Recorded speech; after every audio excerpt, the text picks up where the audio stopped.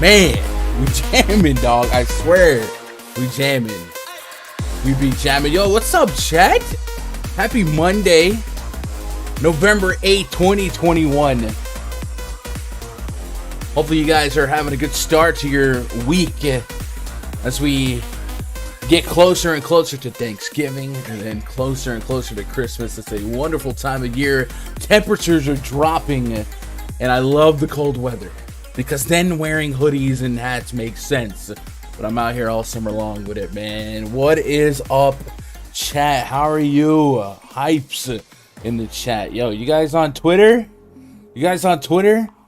Get that young retweet going. You know what I'm saying? Get that young retweet going. We are trying to get to 6K subs. We need like 500 more by January 1, so you do the math. It's like 65 new subscribers a week. I don't know if it's gonna happen. I don't think it's gonna happen. I'm gonna do my best. We've been trying to vibe out, get those giveaways going, kind of hype the channel, stir up the algorithm, all those YouTube analytical data-driven sentences.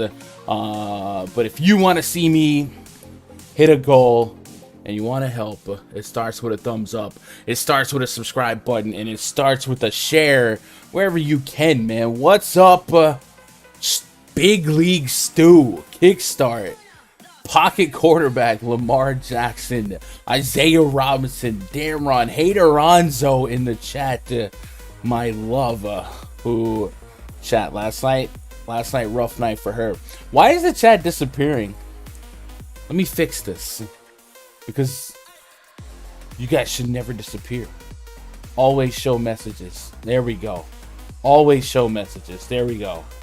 Now you're good. My bad. Dang lazy mofo. Another day, another drum and fade. Someone somewhere getting ready to hit the redeposit button. Yes, sir. Quinn, what up, rich homie Quinn? What's up, Crispy? What's up, John?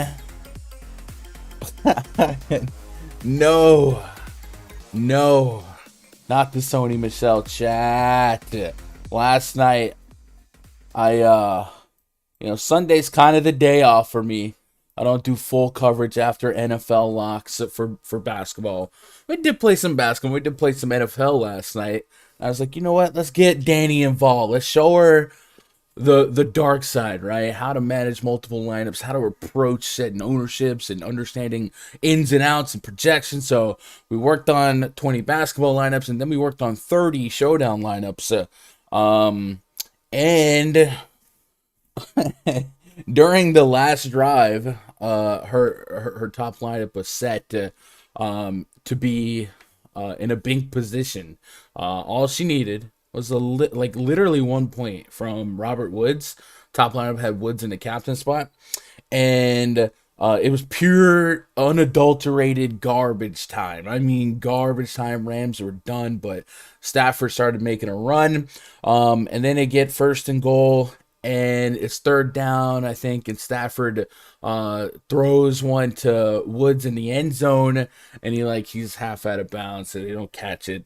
Well, if it ends right there, she makes a couple grand, like 5 or 6K. If you would have caught that, she probably would have chopped between the two contests, probably 40K 3 ways, because there's three people with that lineup in the big field, 2 people in the small field.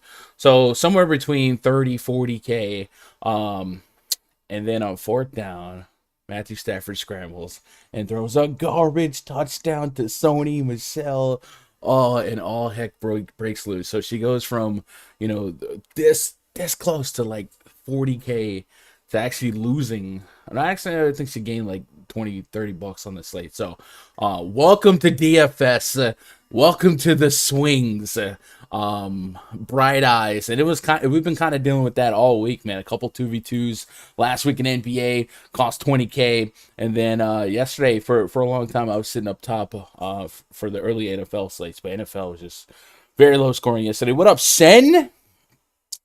Who else is here? Shout out to Jenna, Brody, Tone Loke, Neville. Pain. It sucks.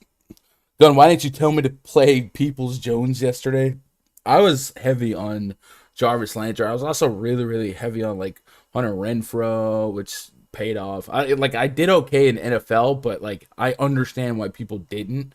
I did all the afternoon only because I've been exhausted all week with the late swap. Babysitting, managing lineups for NBA every night. It's just really exhausting. So I didn't really want to do that with NFL. So I decided to just full send the early only. And my Viking stacks kind of picked me up. And then, of course, my Lamar Jackson lineups. It was such a low scoring slate that those batches of lineups did all that I needed. But yeah, I was way more on Jarvis Landry than Peoples Jones. But I also had a ton of Nick Chubb. So it was a good Sunday, even though my poor girlfriend went through it. What's up, Jared Bell? What's up, Josh? How we doing? Dad, I put this out here earlier, but if you're lurking, if you're trickling in here, hit me with a young retweet. I would definitely appreciate it. We are, like I said, trying to grind to 6K subs, so I can't just sit here and expect the subs to come. Last week, when I looked at the trajectory of the channel in terms of projecting subscribers, if I stick to just like Monday through Friday live streams and I was par for the course, I was gonna miss my goal by almost 150. So I was like, what can I do to somewhat shake things up and get a little bit closer to being on track? I'm still not on track in terms of pacing, X amount of subs per week to get there.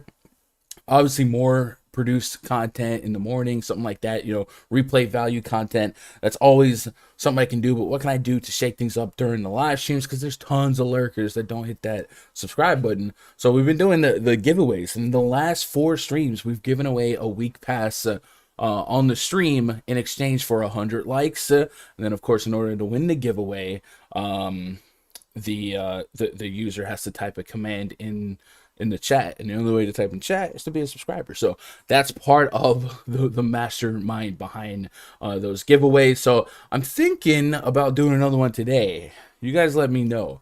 But today is a beautiful day for fantasy basketball, and we have many games on the slate tonight. 2, 4, 6, 8 games tonight. Only one game at lock, and then there's an hour until the next set of games. So we do get a little bit of calm before the storm after that Knicks and Sixers game tips off. So kind of be cognitive of that. If you're crunching late into the 0 hour before main slate lock and you're still waiting on news, well, really all you got to do is know for sure that or know for sure who you want and how much you want from that first game, and then you can always come back later and swap into something that feels more optimal to what you want. So be cognitive of that. I definitely think I will be using that to my advantage tonight as I probably go after the 100K on Fanduel tonight. So if you guys are out there, let's aim for the bushes. I think we'll have some fun with it. Nice little staggered slate. It is a Westbrook slate without LeBron. It is some AD in the mix. The AD sweat on Saturday. What was that, man? I know we haven't streamed since then. Since that day. I don't think we didn't even stream Saturday. That morning it was on Osmo. Did you guys get into that? AD was questionable all day with a thumb. And then the only game that was between AD and some late swap for me was I believe it was the Hawks and Suns. So I started late. I was like, you know what? AD didn't start the second half. This thumb thing, it's got to be real. They announced that Carmelo would start. I was like, let me just be safe. Let me late swap AD out. So I did it. I had the CSV uploaded. It gave me more Collins, more Capella, more Yusuf Nurkic. And then no more than like a minute or two after I upload the new CSV, AD will play. I was like, gosh dang it. So I had to get some AD back in the mix, late swap him back in, get back to like, I had 40%, I went down to 30%, then I had 60% Westbrook, and holy cow, did the Lakers just get smacked by the Blazers. And then AD played 7 minutes. 7 minutes. And was like, nah, I'm done. My stomach hurts. What? Bro, I was so tilted, man. I was so tilted. So, if you guys had some of that, man, I 100% empathize with you guys because I felt the pain too. And then y'all know Russell Westbrook's my favorite player, and it has been hard to be a Westbrook fan in the last couple weeks because, man, oh man, have the Lakers not looked good. Let's get caught up on chat. What up, Obi-Wan? Yeah. What's up, Smeezy? What up, Isaiah? Baby Doug AD. What up, Randy Stockstill? All my DK lineup came preloaded with Drummond tonight. It was weird. That's how it should be, right? That's how it should be. Chat, let's talk about some news. Let's talk about the games that are on tonight. Slate, it's just gonna be me. So let's do it like an impromptu poll. So I did mention that tonight I'd probably go out to the 100K on Fanduel. Would you guys, if I went game by game here, would you guys want to see me activate players from each game into my player pool on Fantasy Cruncher? Or is that too boring? We don't care about that. We just go game by game and talk it out. Because I feel like that's something that, we have never really done. And maybe some of you guys that understand the basis of my process in terms of tiering players or something like that. But you don't really... I don't know. Yeah, I don't know. It's just an idea. You guys let me know. While we sit on that, let's talk about some news for tonight, and then we'll do the Run DFS plug. So, first of all, Underdog NBA. If you guys don't follow them, check out Jay Fan, man. He's been crushing it with the news. He was the mastermind behind the old NBA Monster account, I believe, and then the Fantasy Labs NBA account that blew up. Well, now he's behind Underdog NBA, so I look to him for my news. Key news to watch as of 3 p.m. Eastern. Brandon Ingram, questionable. D'Angelo Russell, questionable. Anthony Davis is probable. John Collins, probable. Mitchell Robinson, questionable. Danny Green, questionable. Kemba Walker's expected to play. And Monte Morris, probable as well. And then we learned that Colin Sexton has been diagnosed with a torn meniscus. And that's going to be something to remember, especially if you're in season long. Because Ricky Rubio has had a couple of nice games this year, especially for fantasy. Last night, Ricky Rubio probably had his best game of his life, right? There's no other way to put it. Out there in the Garden, 31 minutes, 37 real points, hit 8 threes. I think he was 8 of 9, 10 assists. Just absolutely insane. So we might expect Ricky Rubio to really pick up some fantasy upside in the forthcoming absence of Colin Sexton. So if you're in season long, I'm sure it's already been I don't know how your season long set up. I don't know if the waivers are, X amount of days in advance or once a week or whatever, but Ricky Rubio, definitely somebody to be targeting, but I'm sure everyone's eyes popped after last night, right? Let's get caught up on chat before we move into the first plug. Damerl says, I'll answer questions in chat since I'm not allowed on video. I'm scared. I turned text to speech on for the super chats, and I'm terrified of people like Damron, because it has a censorship program, but people are always like creating ways to circumvent it, and I can only imagine how many D's nuts donos that are in my future, right? Interested in Fantasy Cruncher how to? All right, Sin, we'll do that. A little bit of both. I'm with that. What's up, Josh? Who are the PP plays tonight? Let's go. All right, so I tell you what, let's do the Run DFS plug. Let's get out the way. If you guys are lurking, you're late to the stream, welcome. I'm Gun. Twitter.com/Gundacker. If you guys are new to the channel, hit that subscribe button. Hit that thumbs up since you're here.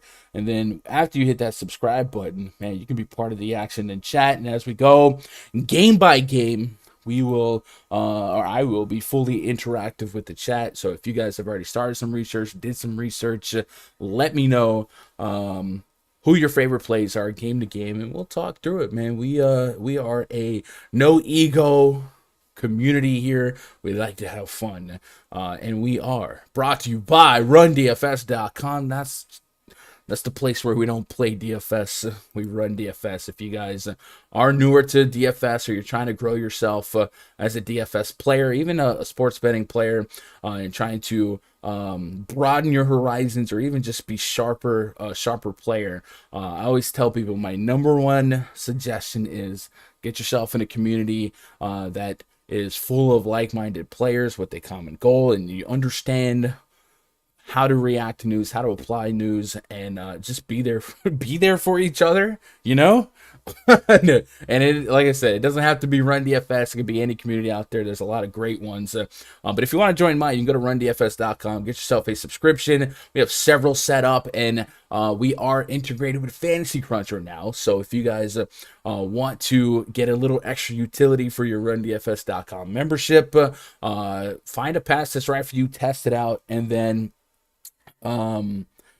you'll be able to link your Fantasy Cruncher account with your RunDFS.com account, and boom, get a voucher towards your Fantasy Cruncher subscription of your choice, and extra utility. And then you'll also unlock access to my spreadsheets, my projections, my player pool, and most importantly, my Discord, which looks a little something like this. And hey, let's go home. I forgot to tweak the volume. Let's go home. I'm scared. What is this? Oh God, it's damn wrong. Okay. Wait, where's the audio? Uh-oh. Scammed. Scammer gets scammed. There's no... Okay, maybe I didn't turn text-to-speech on. I swear I thought I did.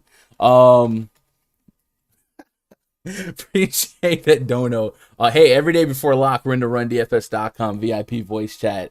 Let me double check that. I swear I turned it on. Blake Griffin Blake Griffin or John Collins for Fanduel. I'm guessing Blake Griffin or John Collins for Fanduel. Let me get to that in just a second. I think pre-flop my answer is going to be John Collins, but we'll see if we're able to change our mind on that. Damn right, I'm gonna look at what just happened, because I definitely went through it last night and made it on there. Yeah, there might be a dono minimum. What's up? E made it happen. Let's go, baby. Came in 12th in a $12 single entry. Should have went Rubio over Rose. I'll take the double. Let's go. What up, Encore? Saw you on Osmo with EMAC. 2 ghosts. Yo, EMAC is an OG. He was an OG before OGs got into the game, man. Love EMAC. Super chats. Scammer gets scammed.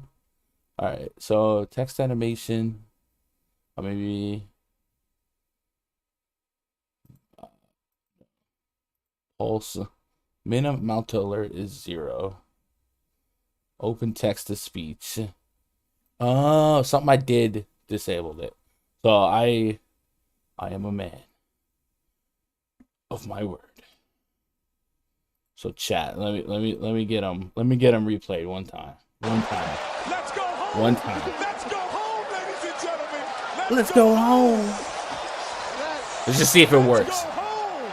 Let's go home. 77 quintillion 777 quadrillion 777 trillion 777 Oh my God, you billion, son of a... 777 What is million this? 777,777 just a test. Ickle. That could get annoying real quick. Let's yo, be okay. All right. Hey, let's talk about basketball tonight. The New York Knicks at the Philadelphia 76ers. Game number 1 on the slate. Your projected starting 5 for the Knicks: Kemba Walker, Evan Fournier, RJ Barrett, Julius Randle, and Reston Mitch face Mitchell Robinson taking on Tyrese Maxey, Seth Curry, Danny Green, Paul Reed, and Andre the Giant Drummond. Joel Embiid is out. Lock alert, major lock alert. Man, Andre Drummond has to be in every single thing you run tonight. Don't overthink it.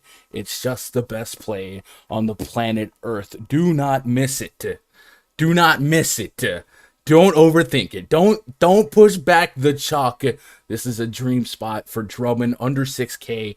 I would likely pay up to 9K for Drummond in this spot.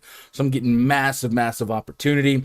If it fails, it fails. But my goodness, is he way too cheap for this spot. So, yeah, Drummond should be preloaded into your lineups when you're opening your Fanduel and DraftKings. So we said we might shop our player pool on Fantasy Cruncher. So if you want to play along, I'm going to, like I said, go after the 100K on Fanduel tonight.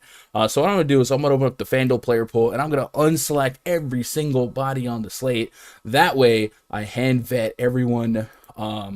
And I'm going to start on the Philly side, and I'm going to sort by projection. Andre Drummond is there. We're going to triple like him, but when I script, I just might hit that lock button, bro. So keep that in mind, right? Past Andre Drummond, this is still...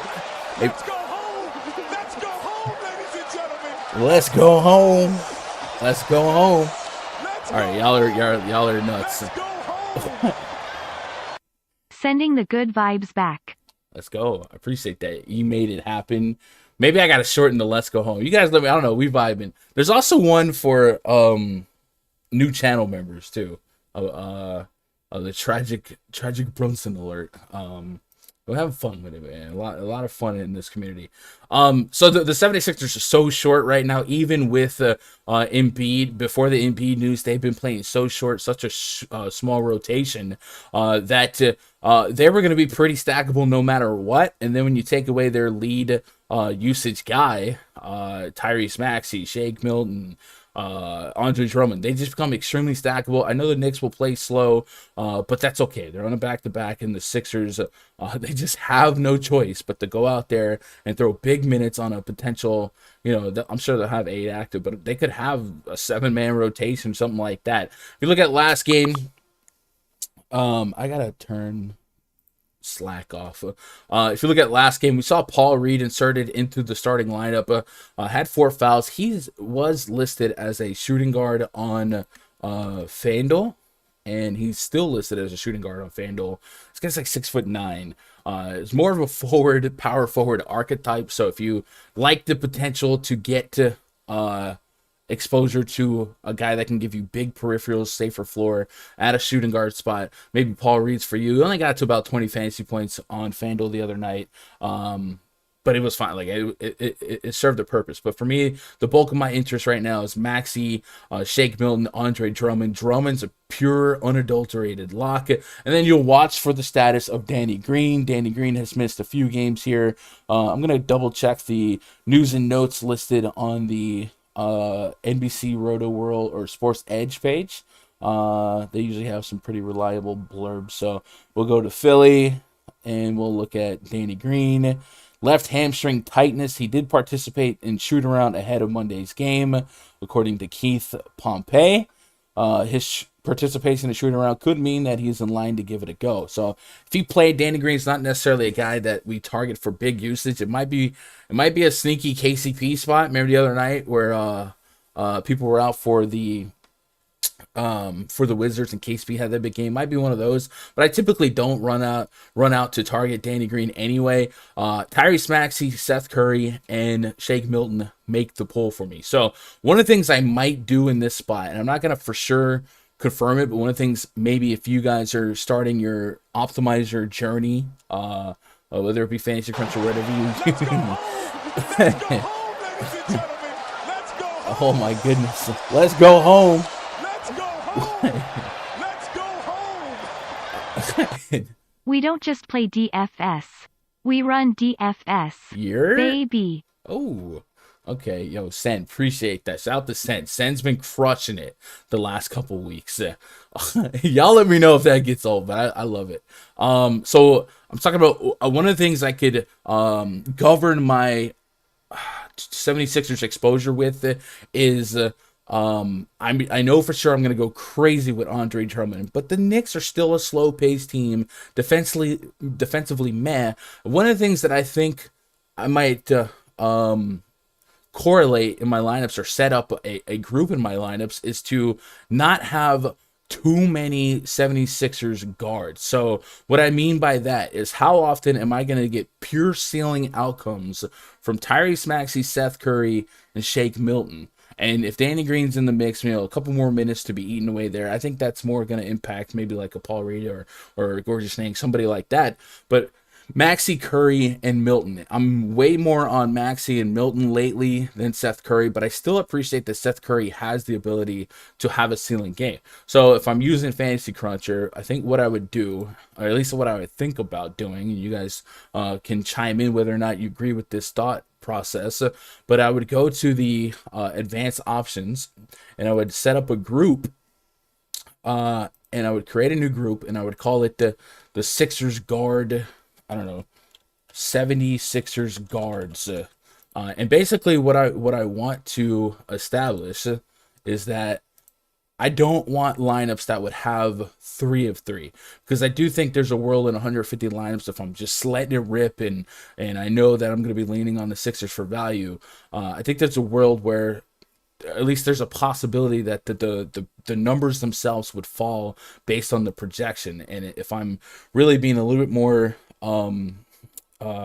ceiling based, I don't think 3 of 3 can hit a ceiling outcome most of the time. So I would add all 3 of these guards to the mix: Milton, Curry, Maxey, and I would say use at most 2 players from this group. That way I would never get 3 of 3, and I wouldn't have to worry about, okay, Maxey and Milton got there again for 30 plus and Seth Curry has 20. Like, it just seems to me like not often enough for me to take a chance on having ultra exposure to all of them. So Milton, Curry, Maxey would be the 3 that I want to put in that group. And then I do personally like Maxey and Milton a little bit more, so I'm gonna give him 1 thumbs up. And that's how I would throttle the Sixers situation. And as we get closer to lock, we know the status of Danny Green. We have minute projection for Danny Green, and we think about who that comes away from. That might also include thinking about Furkan Korkmaz in that group as well, and then maybe Gorgeous Niang. Niang is under 5K on Fanduel, 4,600 on DK. I do think he can be a point per minute guy, but he's not as much of a priority. But there's still so much potential value on the Sixers team that I might allow the optimizer to leave 4 Sixers in a lineup. I of course would vet him as I go, because Andre Drummond just I wouldn't even charge that towards the Sixers team thing. I just think he's going to crush it no matter what. So everything else is, I'm thinking, all right, what other 3 guys could fall in lineup with Drummond and not hate it? So I definitely want this Danny Green news, and then I'll resweep minutes here and kind of decide what I want to do. But Korkmaz has been crushing it as well at 4,700 on FanDuel, 49 on DK. I want that 30 fantasy points. I'm not going to expect all these guys to keep dropping 30 against the Knicks, but I know it's possible, so I'm going to rotate them in there in 150 lineups. The Knicks, last night we saw Kemba Walker rest, and we saw Derrick Rose in there, and then of course going against Rose, guys like Ricky Rubio. I have got to turn that off, man. All smooth and turn. This the Slack channel just keeps popping. And then we saw Rubio have that big night. So Kemba Walker is under 5K on FanDuel, 5,500 on DraftKings. How do I turn the noties off on pause notifications for 2 hours? There we go. That'll do it. The Knicks have Mitchell Robinson questionable. If he's unable to go, we'll see what the status is on Noel and Taj Gibson, but I wouldn't be super enamored with any of those guys if Mitchell Robinson was out, because now we got to remember, thinking about every game coming up, especially at the center position, Andre Drummond represents 100% for me, right? So I could throw empty thoughts of, yeah, I could play a little bit of this guy.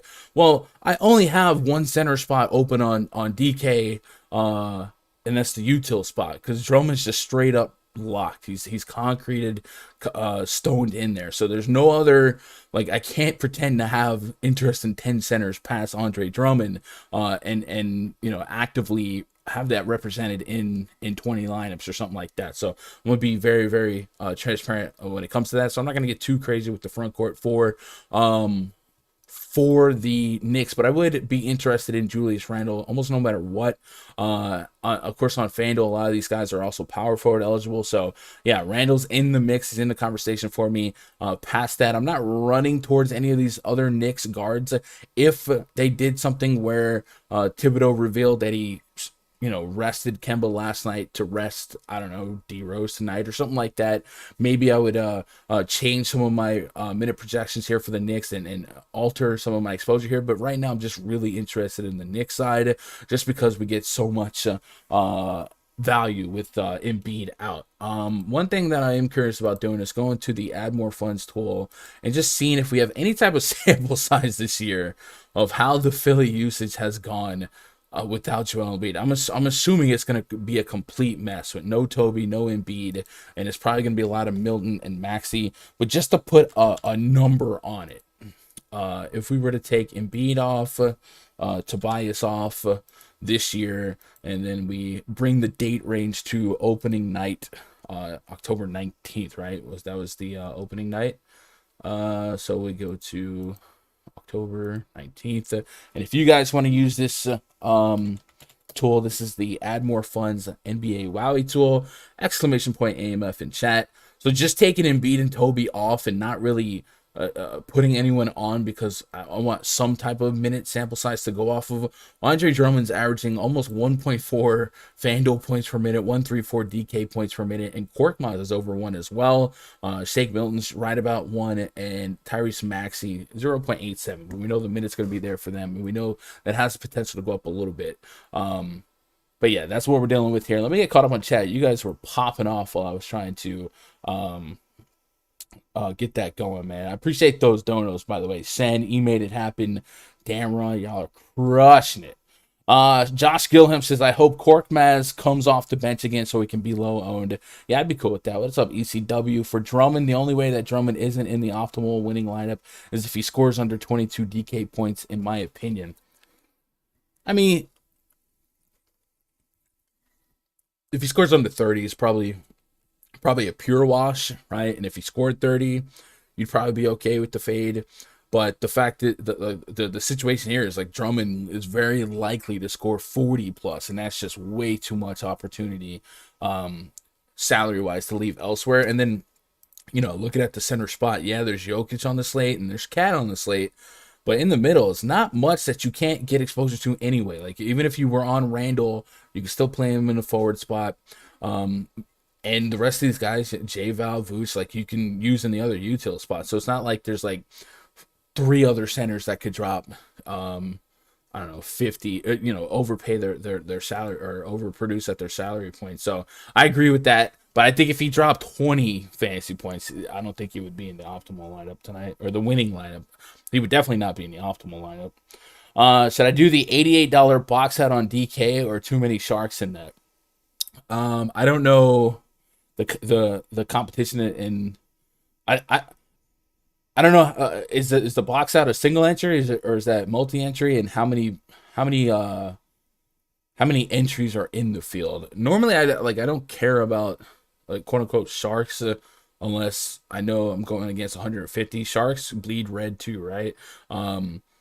If everyone has 1 lineup, 3 lineups, something like that, and you do your homework, a lot of people are running off similar projections, and then it's just decisions being made off of ownership projections, leverage plays, stuff like that. So I wouldn't be too intimidated, but obviously, there are geniuses out there, 100, 150 lineups that I don't feel great about going against. But in 1 lineup, man, every bullet has a shot. You get yourself a puncher's chance. So I don't know how many entries are in it, and how many what's the max entry on it? Like, how many lineups can you or can people enter?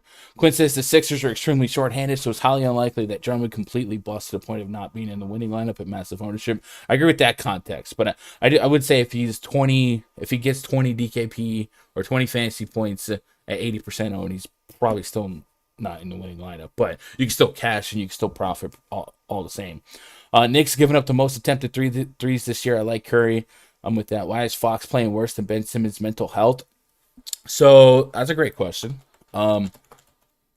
And I have a theory, and I'll show you guys this theory, and maybe this might explain some things. Oh, I thought we were about to have a Jamal Murray situation.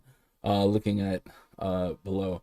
So De'Aaron Fox, looking at his season stats so far this year versus last year, he's still averaging about the same amount of minutes per game. The shot volume's decreased by 2, and I think the most notable decrease, I guess, he's dropped an assist per game, and then I think sharing the court with a guy like Tyrese Maxey over a guy like Buddy Hield, Tyrese Halliburton over a guy like Buddy Hield. Halliburton can be a ball handler, create plays, and rack up assists too, and you really didn't see that from Hield as much. So I think sharing the court with Halliburton has kind of softened his daily fantasy output.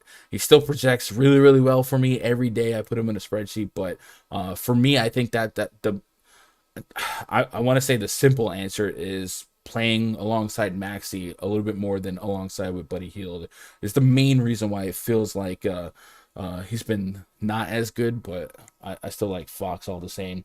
Josh says you need 40 plus to feel good about Drummond.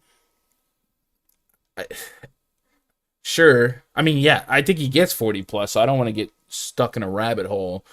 He's just a beast, and to get him under 6K, like I said, I would probably pay 9K for him today with this opportunity. So I'm getting an incredible discount on him. 1,300 entries total, 38 entry max. I mean, if you're just throwing one lineup in it, like I wouldn't be overly concerned about it. They bleed red. Fox isn't as good because Halliburton starting next to him. There you go, Quinn. We're on the same. That's why I love the single entries. The Sharks can only play one lineup. Yeah. I don't want to get like, I don't know. I don't want to misquote the Sharks, but the general perception on Sharks, I think it's a little bit too. I think the true Sharks power comes from in NBA. Comes from one, understanding. Once you understand leverage, projection, and how to pivot that, and you look past narratives and game by games, blah blah blah blah.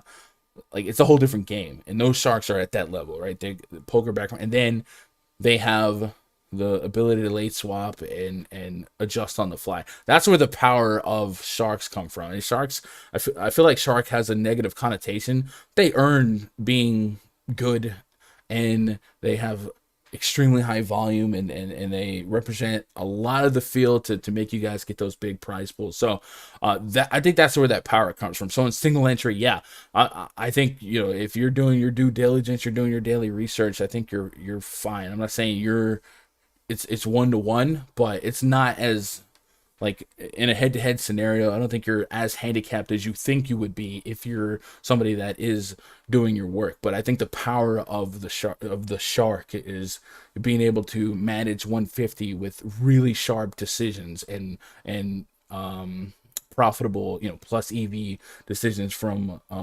managing late swaps and stuff like that. And that's where the power of the shark versus the casual player eats them. So I don't know. If you guys are in single entries, I wouldn't be too scared, especially if it's less than 1,000, less than 2,000 entries. Danny Love says hot take: Mitchell's the best point guard on that team. Davion Mitchell, I think he's the best defender on that team, without a doubt. All right, let's move on to the next game. Chicago Bulls hosting the Brooklyn Nets. Project starting 5 for the Nets: James Harden, Joe Harris, Bruce Brown, Kevin Durant, and Blake Griffin, taking on Lonzo Ball, Zach LaVine, Javonte Green, DeMar DeRozan, and Nikola Vucevic. A 216 modest total, 1.5 point spread in favor of the home team Chicago Bulls. Got a neutral pace game. Defensive rating for the Bulls has been pretty good, 104.1 points per 100 possessions. The Brooklyn Nets also not far behind, and I guess in the new NBA, maybe that efficiency isn't as bad as we, or good as we in context to what it has been in years past, a lot of lower scoring games, especially, we parlayed that with the fact that a lot of teams are averaging under 100 possessions a game right now. But we should expect some decent opportunity to isolate usage and minutes on a couple of players. We'll start with the Nets side. James Harden, Kevin Durant are the two main apples of my eyes when it comes to the Nets long term, and we're starting to see a spot, at least on Fanduel, where James Harden is getting to sub 10K price point, and going against any team. Sub 10K James Harden is something that you have to think about, and we've seen triple double potential out of him in his last week or so of basketball. So if you project this game to be close, there's at least a world where Harden 50 plus can play. 50, 40, 40, 43, 50. Do you think he's going to flirt with a triple-double against the Chicago Bulls? In my estimation, no, but it is very refreshing to see him stuff in the stat sheet and maybe compensating for the less points that he's contributing, the less real points, and getting you there elsewhere. I think when you look at the FanDuel point guard pool, Russell Westbrook is probably going to pick up more ownership, right, than Harden, maybe, going against a much softer defense, Charlotte Hornets, without LeBron James. So think about pivots. How often does James Harden straight up outscore Russell Westbrook? Might be something to wrestle with going forward. Generally, though, Kevin Durant is my favorite of the two options. If we want to run another query using that add more funds tool, let's go look at how they've performed coincidentally this season. What we did at the beginning of the season is we ran KD and Harden back to the beginning of last year when they were on the court together without Kyrie Irving, and we found that KD was the guy that scored way more fantasy points per minute than Harden. And so far this season, it's been a lot closer. 1.3 fantasy points per minute on DK, 1.19 on FanDuel per minute. They're almost a coin flip between the two, and then there's still a world where neither one of them just like break the slate. But in 150 lineups, I would definitely be remiss to not have exposure to either or. I'm still leaning a little bit more towards the KD side, but yeah. What about the rest of the Nets? Are you guys getting to anyone specifically? I saw somebody ask about Blake Griffin. Wasn't really on my radar, but I'll tell you what, he is really cheap on both sides. So I was able to raise minute projection decently, and we know that Nick Claxton is going to be out for a bit. So Blake Griffin really might be underpriced at 3,900 if we're going to confidently give him over 25 minutes, 27, 30 minutes his last three games. It's gotten you 25 plus. So that is, it's hard not to see him satisfy that price point.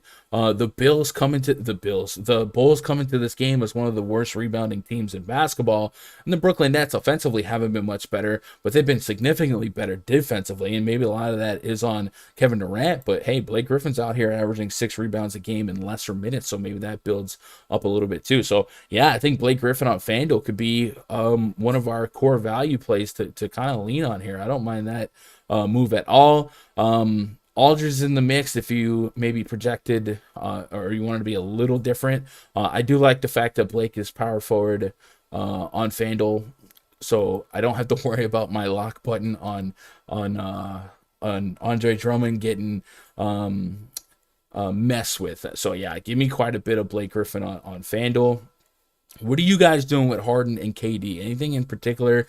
On the Bull side, I'm a sucker for this price point on Lonzo on FanDuel, 5,900.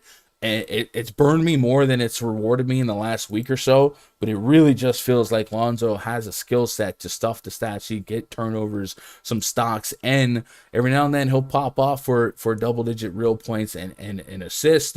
And I really only need north side of 30 fantasy points to feel like I'm in the ballpark of him being a good play.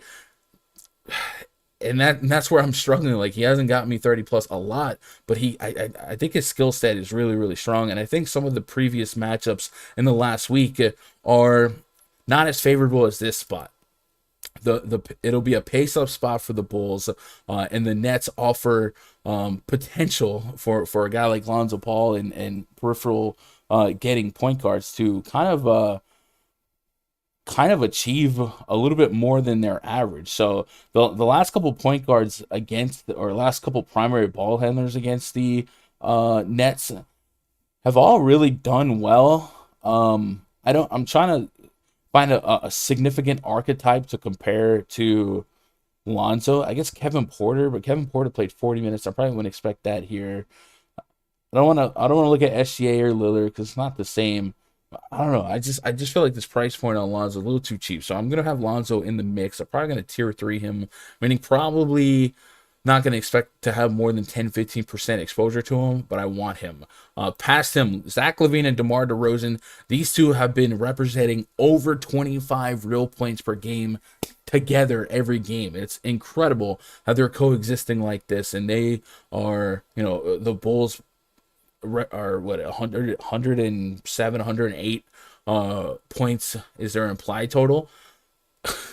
It's incredible how DeRozan and LaVine have been so efficiently representing 25% of their team's points, right? So I think DeRozan makes the player pool formula as well, and so does Zach LaVine.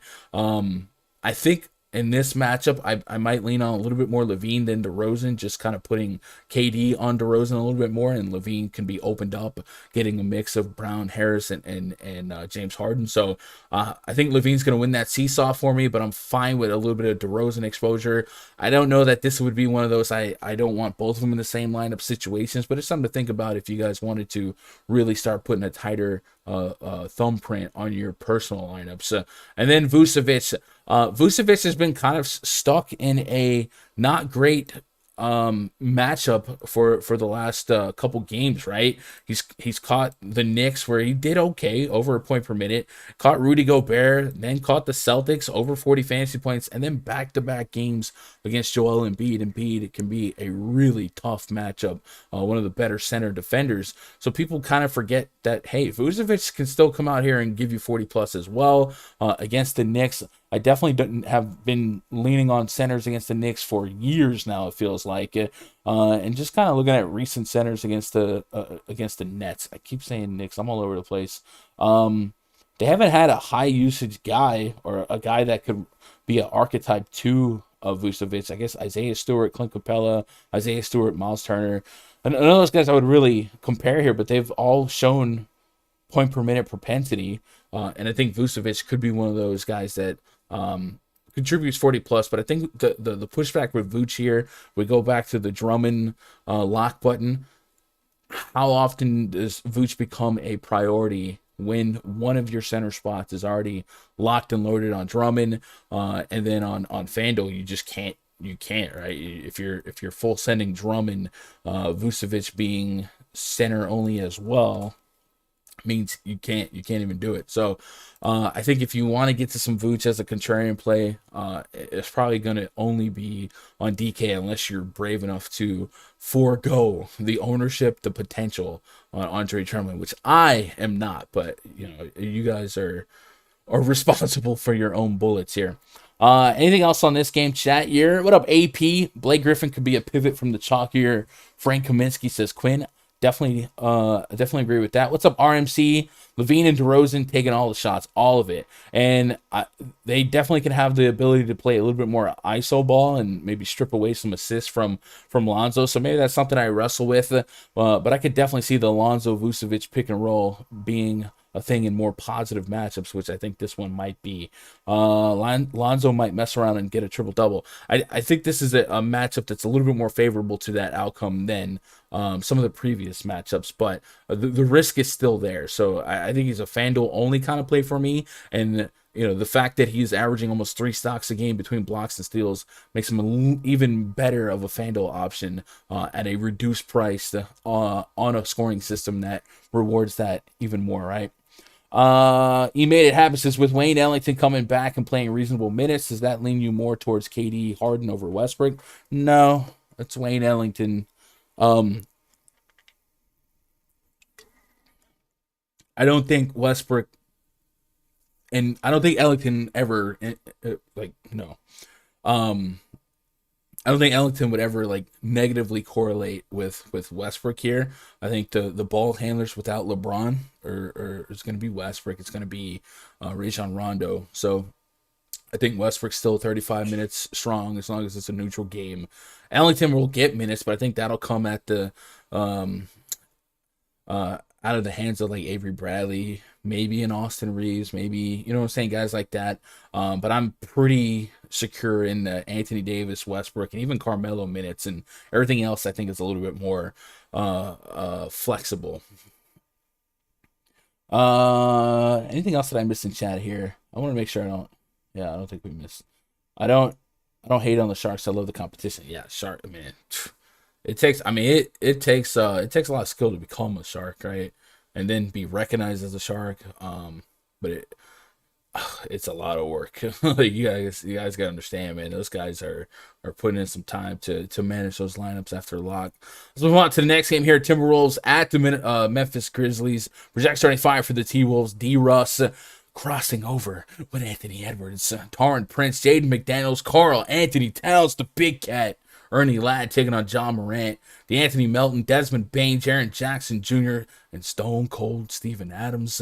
It's going to give you one board. What? We got 217 total, 6-point spread in favor of the Memphis Grizzlies.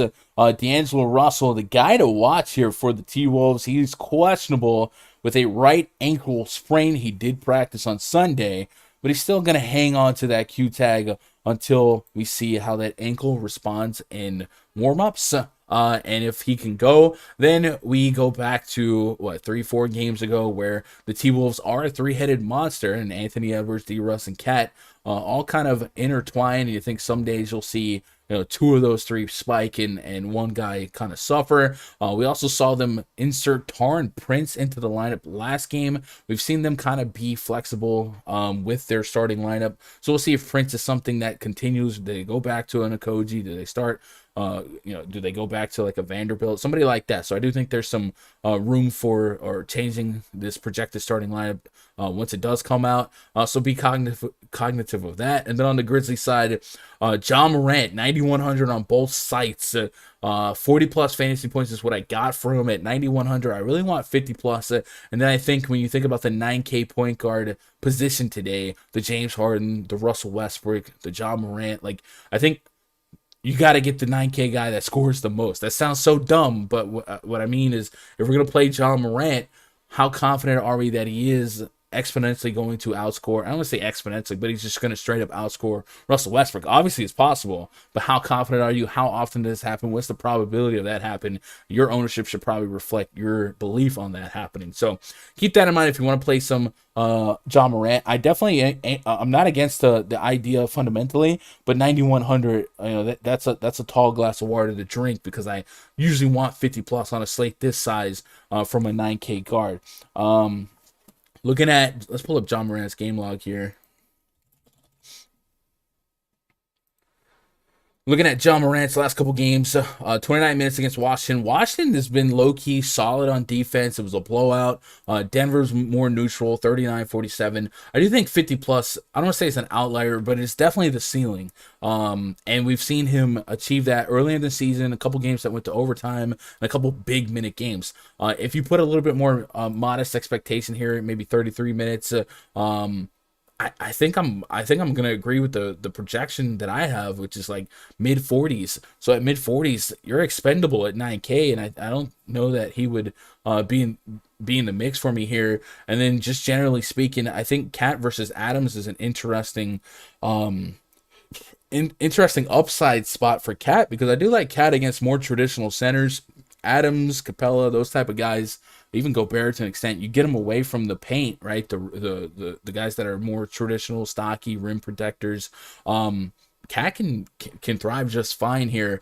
I do think if D. Russ is in with Anthony Edwards, his ceiling has more volatility, but I think Cat has a chance to put up a big game here. Just out of curiosity, Karl Anthony Towns, DKP by game log versus Steven Adams. Last 10 games. Man, I broke my keyboard a couple weeks ago. What? What did I just do? Karl Anthony Towns, DKP by game log versus Steven Adams last 10 games. All right, there we go.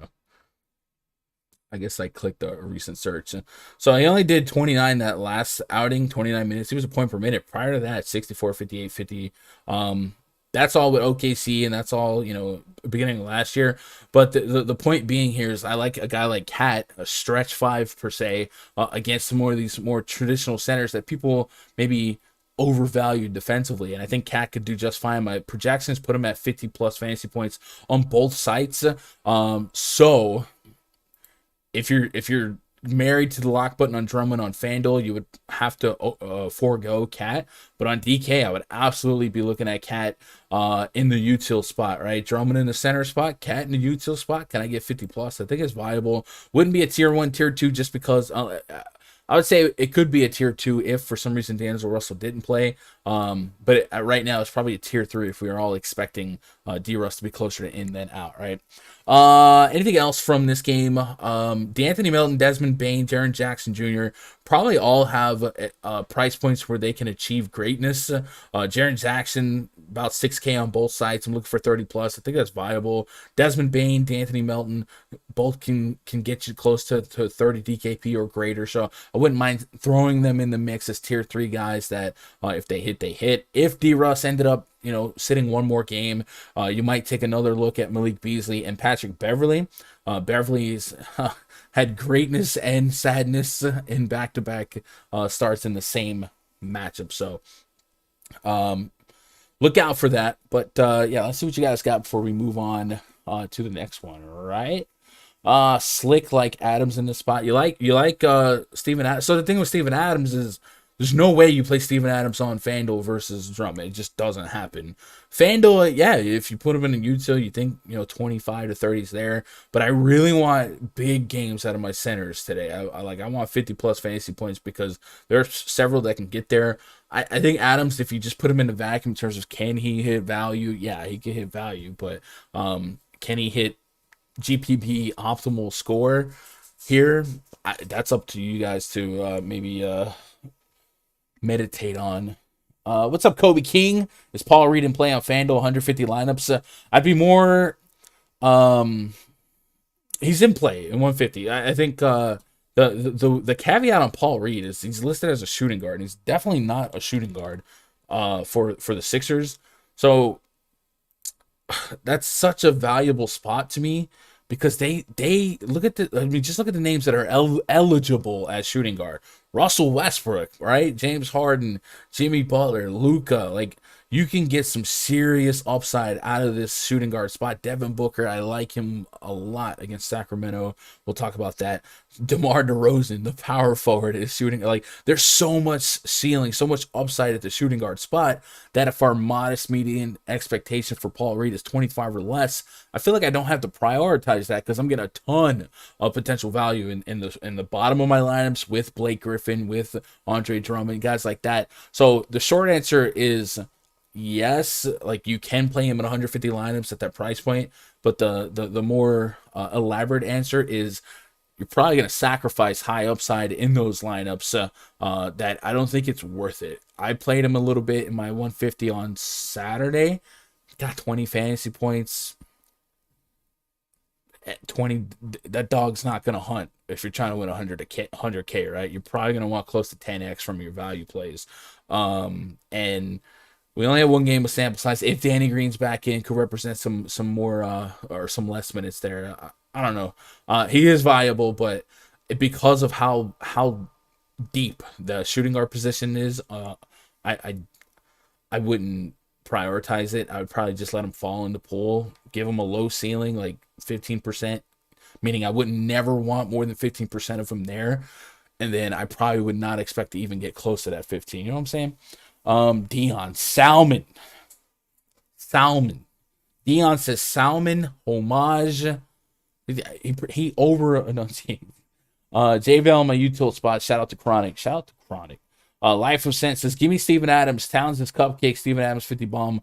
Bold call a day. He has done it before on Towns. Yeah, we can run back to query.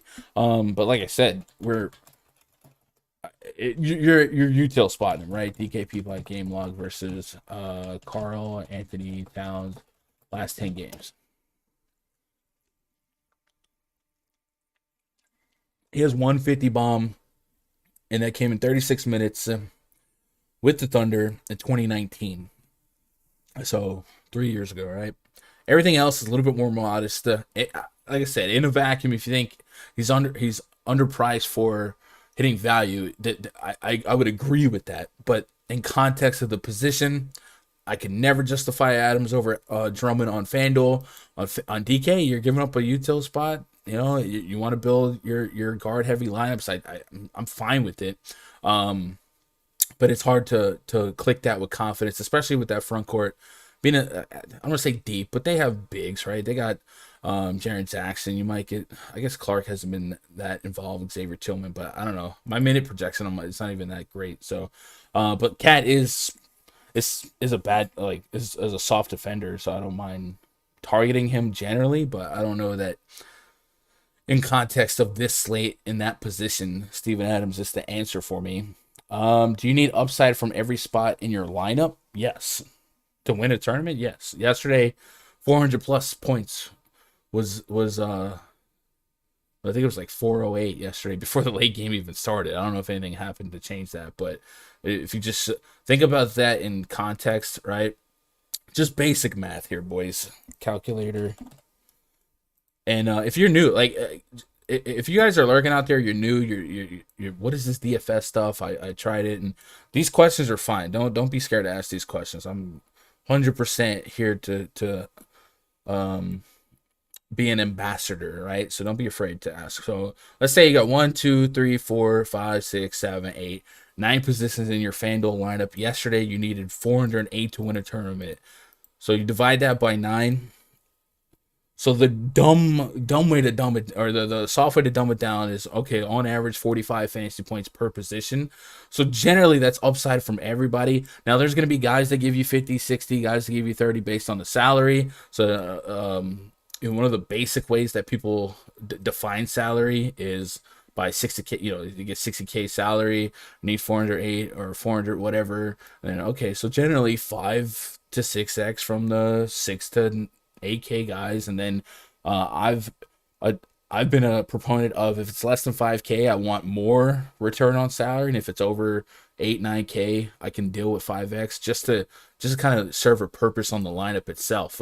So yes, you need upside from everyone in your lineup if you're approaching the slate to win a tournament, right? If you're playing cash games where you need to be top 40% or win a head-to-head, you could be way more, you could weight floor way higher than ceiling. But generally, if you're listening to me speak, most of my analysis is based on my approach to win tournaments and identifying ceiling and then identifying ranges of outcomes. So yeah, hopefully that settled that question. If it didn't, feel free to follow up, and I'll do my best to get you an answer that makes sense.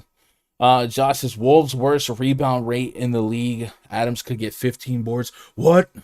Yeah. And maybe Jaren Jackson tempts fade a little bit and crosses up with Cat. I definitely like the rebounds are like it. I'm not anti-Adams here. I'm just in context of the slate.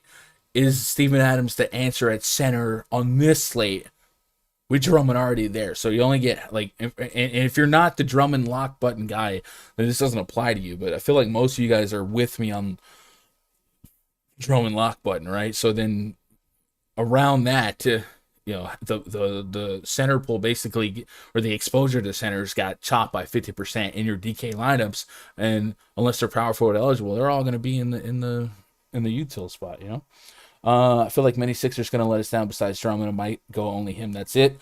I do think some Sixers will bust. That's why I was trying to show you guys how I would address that and maybe try and compensate for that range of outcomes. For instance, one of the things that I thought would happen was, I don't think all the cards are going to give you tournament winning ceiling, but you could get 2 of 3, like Maxey, Milton, and Seth Curry. So I thought those would be the 3 guys I can't see all hitting a ceiling together. So I just made a rule to not have all 3 in the same lineup, Cash games, I typically aim for 5.5, but depends on the slate. Yeah. I don't play, I'm fully transparent. I used to be, I'm going to say cash only, but I used to be hard cash game player. And then as the edge eroded, and ownerships and cash games became really 2v2s for every night, I thought there was a little bit more value, a little bit more edge in tournaments. And once you make the switch, it's hard to play both. It really is hard to think both ways for me. So I tend to just go tournament only. Pelicans at the Mavericks. Next game on the docket. Project starting 5 for the Pelicans. Chat, if you're out there lurking, hit that thumbs up, man. I would appreciate 100 likes today. If we get to 100 likes, maybe we'll do another week pass giveaway. I don't know. We've got a lot of super chats today, so maybe I'll use some of the super chat money to pay for a week pass. Does that sound right? We'll do that. So if we get to 100 likes, I'll do that at the end of the stream. Devontae Graham, friend of the channel. Nickel, Alexander Walker, Josh Hart, Brandon Ingram, Jonas Valanciunas taking on Luka Doncic. Tim Hardaway Jr., Dorian Finney-Smith, Kristaps Porzingis, and Dwight Powell. We got a 214 total. 8.5 point spread in favor of the home team. Going over to the Pelicans news and notes, Brandon Ingram has been a topic of interest. He has been out quite a while with a right hip contusion. He has missed the Pelicans' last 4 games, but it looks like a return is on the horizon. It's listed as questionable. I don't see anything about him like practicing or anything like that. So I've been kind of treating Ingram as closer to out than in every game. I feel like the more games he misses, the closer he'll be to come to being in.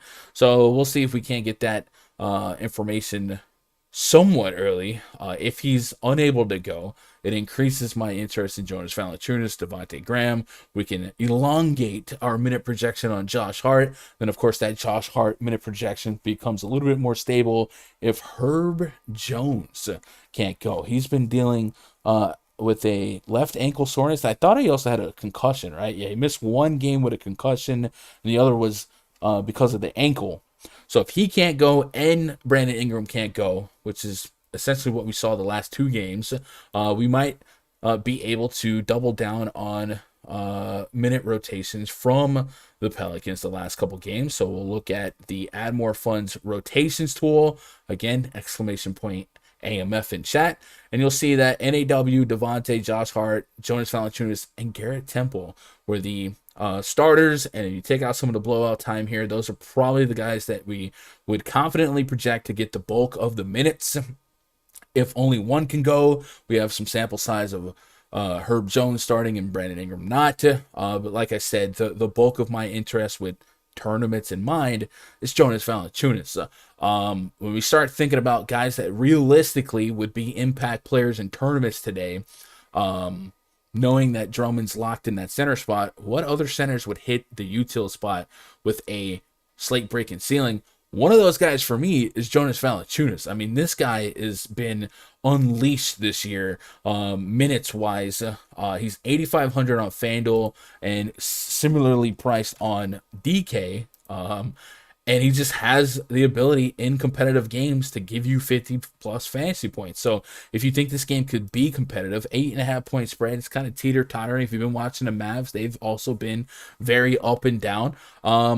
I think JVL has the case to be one of those guys that I would get exposure to on DraftKings in the util spot because his usage is going to be high. His peripherals are nuts, and the double-double is almost built in when you put him in your lineup, and it's just a matter of what he does from there. So I do quite like Jonas Valanciunas, and I would like him that much more if Ingram is out, as long as you guys feel a little bit more confident in this game staying competitive, right? And then Devontae Graham, he's in the conversation, tier 3 guy. If he gets to 30, yeah, cool, we'll take that. Same with NAW. And Josh Hart's more of a peripheral getter, so I might be a little bit more interested in Josh Hart on FanDuel.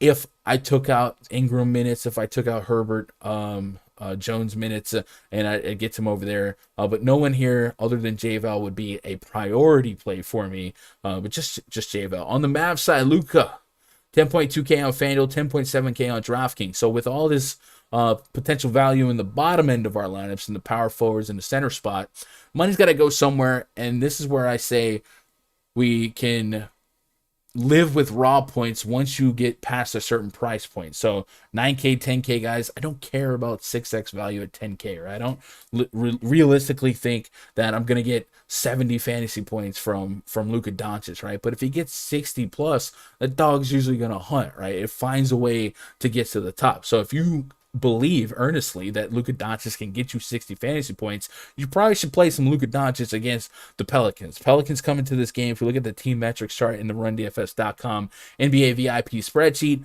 with the second worst defensive efficiency in all of basketball, 113.4 points per 100 possessions. And that's just really, really lucrative for a guy like Luka. It could be a lucrative spot. Oh, yeah, that was freestyle off the top. So, yeah, Luka's in the pool for me. And like I said on Fanduel, all these big upside point guards are also shooting guard eligible guys. So you got 4 spots on Fanduel where you can put Luka Doncic in the mix. It's going to be hard not to get to an aggressive amount of Luka Doncic for me. So I'm going to be in on that. Porzingis came back, I think it was limited. Jason Kidd, right? Limited. I typed in Jason Kidd. Yikes. 6,700 today on DraftKings. Went to 28 minutes in a competitive game. If they're gonna progressively build him up, and he could get to 32, 33 minutes, I do think there's upside at this price point for 40 plus fantasy points. Even at this price point, we saw him get to 38 against Boston in 28 minutes. So if you can get him an extra 4 minutes against the number 2 worst defense, yeah, Porzingis might be in the mix as well. But I'd be a little bit more confident in playing him if we got wind of his potential minutes restriction, or if it's been lifted, right? Jalen Brunson's kind of like a hero type for me. I like him a little bit more when you can take Porzingis out and you put DFS at the 4, and then you can build those minutes. But Brunson's been super solid point per minute kind of guy. So if you can push his minute projection to get to close to 30, I think 30 to 30 plus fantasy points is a range of outcome for him, especially against a soft defense. So I'd probably have him in tier 3 exposure for me. And then that's it. You guys obviously, like Dwight Powell, there's no reason to think about that. Hardaway's the only like wild card here. If he caught fire, maybe he could shape things differently, but I wouldn't, no priority plays other than Luka. Give me Luka versus J-Val from this game as higher tiered players. And then based on Porzingis news, I could have tier 3 shots of Porzingis, right? Kaminsky looking like a lock. Also, any PJ Dozier? Probably not PJ Dozier, but I'm with you on Kaminsky. Also, who's your favorite Sixer to pair with Drummond? If Danny Green is out and Shake Milton starts again, it's probably going to be Shake Milton. Maxi's been fine too, but I like Milton just a little bit more. It'd be one of those two, though, for sure. Shake Milton and John Collins, or Trae Young and Blake Griffin to win the 100K. Probably Milton and Collins for me. Assuming that Milton opens up some other high upside point guards, right? Mike says there's still an edge in cash, but on nights like this, you got to hit on the right chalk. Yeah, and when there's aggressive chalk, like in cash games, like is Drummond not 100% owner? You know what I'm saying? So it gets even more of a 2v2 type of night, right? Cut the crap. Who's the best player on the slate? It's Andre Drummond, Mr. Jenkins. Isaiah, they probably just assume you were asking, Gun. I'm late, but is Drummond locked, period? For me, yes, Giuliano. My sneaky low on play is Andre Drummond. Let's go. Nobody listens to techno. Where we at on likes and viewers, man? You guys are nuts with it. 58 likes? We can do better than that. 150 of the realest OGs in all of DFS YouTube hanging out right here. Right here. You guys can do better than that. 100 likes, we're giving away a week pass. Boom. 100 likes, we give away a week pass at the end of the stream. Get it done. Get it popping. What's happening? Brain, just stopping by to hit the thumbs up. I appreciate that, Fish. Shout out to Fish. You can catch him every day in the pre-lock voice chat, rundfs.com, VIP Discord. Next game on the docket, Miami Heat at the Denver Nuggets. Project starting 5 for the Heat. Kyle Lowry, Duncan Robinson, Jimmy G buckets. If you guys didn't know, the G stands for gets. PJ Tucker, Bam Adebayo, taking on Monte Morris, Will Barton, Jeff Green, Aaron Gordon, and Nikola Jokic. We got 204.5 total, 1.5 point spread in favor of the Miami Heat. Miami defense is where offensive offenses go to die, right? Miami has dropped to the fourth best defensive efficiency in basketball. For a while, they're number one. I'm sure they're going to build their way back up. But now they're on the road in the altitude and get a Nuggets team kind of limping into this one. If you guys didn't catch it, pretty significant news for the Nuggets, already without Jamal Murray. Now they're without MAGA Porter, as Chronic would say. Michael Porter Jr. down for the count, dealing with a lower back soreness injury. He will not play this game. So that's going to leave a lot of potential uses to be picked up by Will Barton, by Jokic, by Gordon, and maybe Monte Morris surprises a couple of people here. So let's see if we can do our due diligence and kind of paint a picture on how theoretically the usage I don't know, pulse should go for the Nuggets. But let's the whole time be aware that it is the Miami Heat. Maybe the Heat in Denver struggle here, but let's take off Porter. Let's put on Jokic. We put on Jokic and Barton. I don't know that I need to put on probably Jokic, Barton. I would say Aaron Gordon too. We may not have many minutes to go off of here, but we'll see what we do have. 34 minutes. I mean, that's almost nothing. I would really think of this as super noisy information, but in this split, Jokic is at over 2 fantasy points per minute. Will Barton 0.76, and then Aaron Gordon 0.82. Let's also take off Murray. I guess he's not eligible yet. So let's go to the beginning of last year and take off Murray as well. Jamal Murray, that is. I don't know if that'll be like Paul Millsap minutes or something like that, but just to kind of give us a little bit more sample size, it only goes to 61 minutes and similar numbers. So here's the thing, man. Jokic at 2+ fantasy points per minute. It sounds good, but I guess on Fanduel, if we're locking in Drummond, that's probably going to be a no for me on a dude over 2x. And then Bam Adebayo defensively is really, really, really good. And usually a guy I never want to mess with. Miami Heat allowing the fewest points per game from a fantasy perspective to opposing centers. Now, Jokic is a different beast, different animal, rebounding out of his mind right now. He's basically a point center. If you agree with pushing back on that, I'm not gonna talk you off of Nikola Jokic, but I think we all agree this is one of the toughest matchups, if not the toughest matchups, for a center. So I probably step backwards here, and I look at seeing who else could pick up some slack if this game's gonna live up to the less than a bucket spread. And I gotta be looking at Will Barton and Aaron Gordon as potentially two guys that can do that. Will Barton, I put him at 37 minutes, willing his way to a little under a fantasy point per minute. So he would probably be the guy that I give the main beneficiary of no Michael Porter and a tough matchup for Jokic. And then maybe Monte Morris surprises some people. You might get some bonus minutes for Jeff Green, and we mentioned PJ Dozier to kind of pay off their price points as value plays. No pushback here. No warm and fuzzies either. They make sense to put in the pool, scatter them where they land, but that's what I got. What are you guys thinking with the Nuggets? Because I'm very curious to see where people land on the Nuggets. We have an extremely modest total, 204.5. I mean, this could be a game 90 to 80. You know what I'm saying? It could be a real low-scoring game and ultimately irrelevant at the end of the night. While you guys tell me what you're thinking about the Nuggets, I do want to talk about Kyle Lowry on Fanduel. He has been significantly priced different on Fanduel to DraftKings the last couple slates that he's been on, and it's almost staggering how low price he's been on Lowry or on Fanduel for Lowry. Considering how well he's played at this price point. 36 minutes against Utah, 50+ fantasy points with a trip dub in competitive games, 35 minutes against Dallas, 40+, 38 minutes against 38 fantasy points against Memphis in 29 minutes.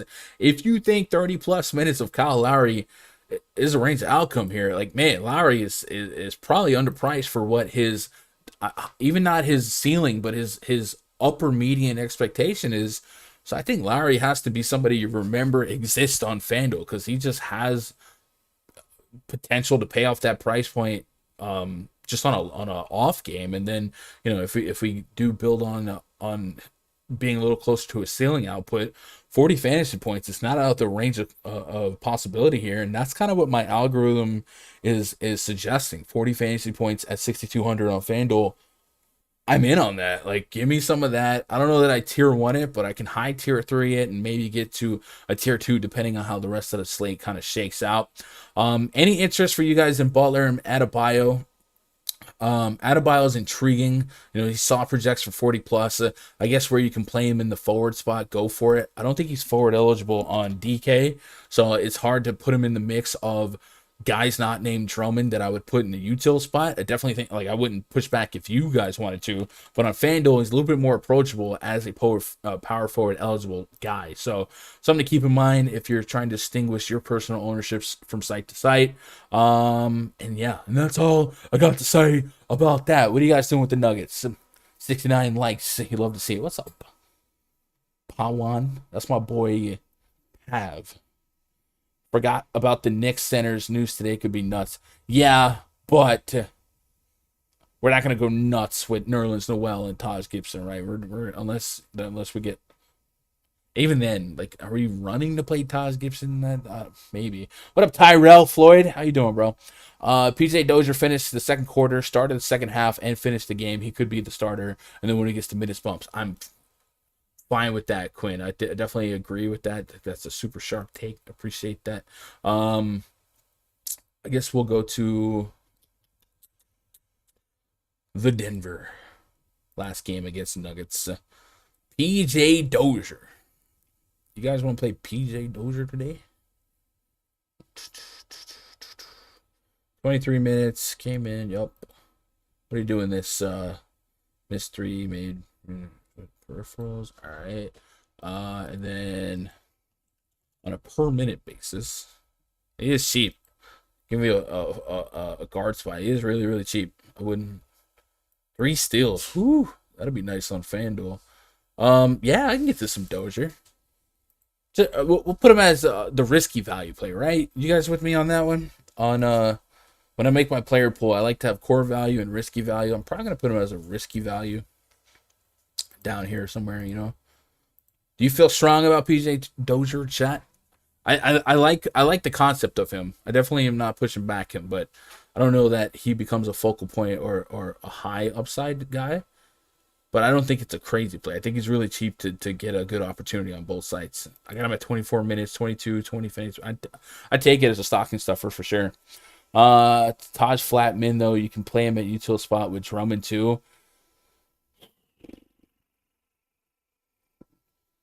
I swear I'm playing Taj Gibson at flat min if no Mitch and Robinson at Nerlens. Taj Gibson. Man, Taj Gibson, DKP by game log with give him 28 minutes. Let's go last 60 games.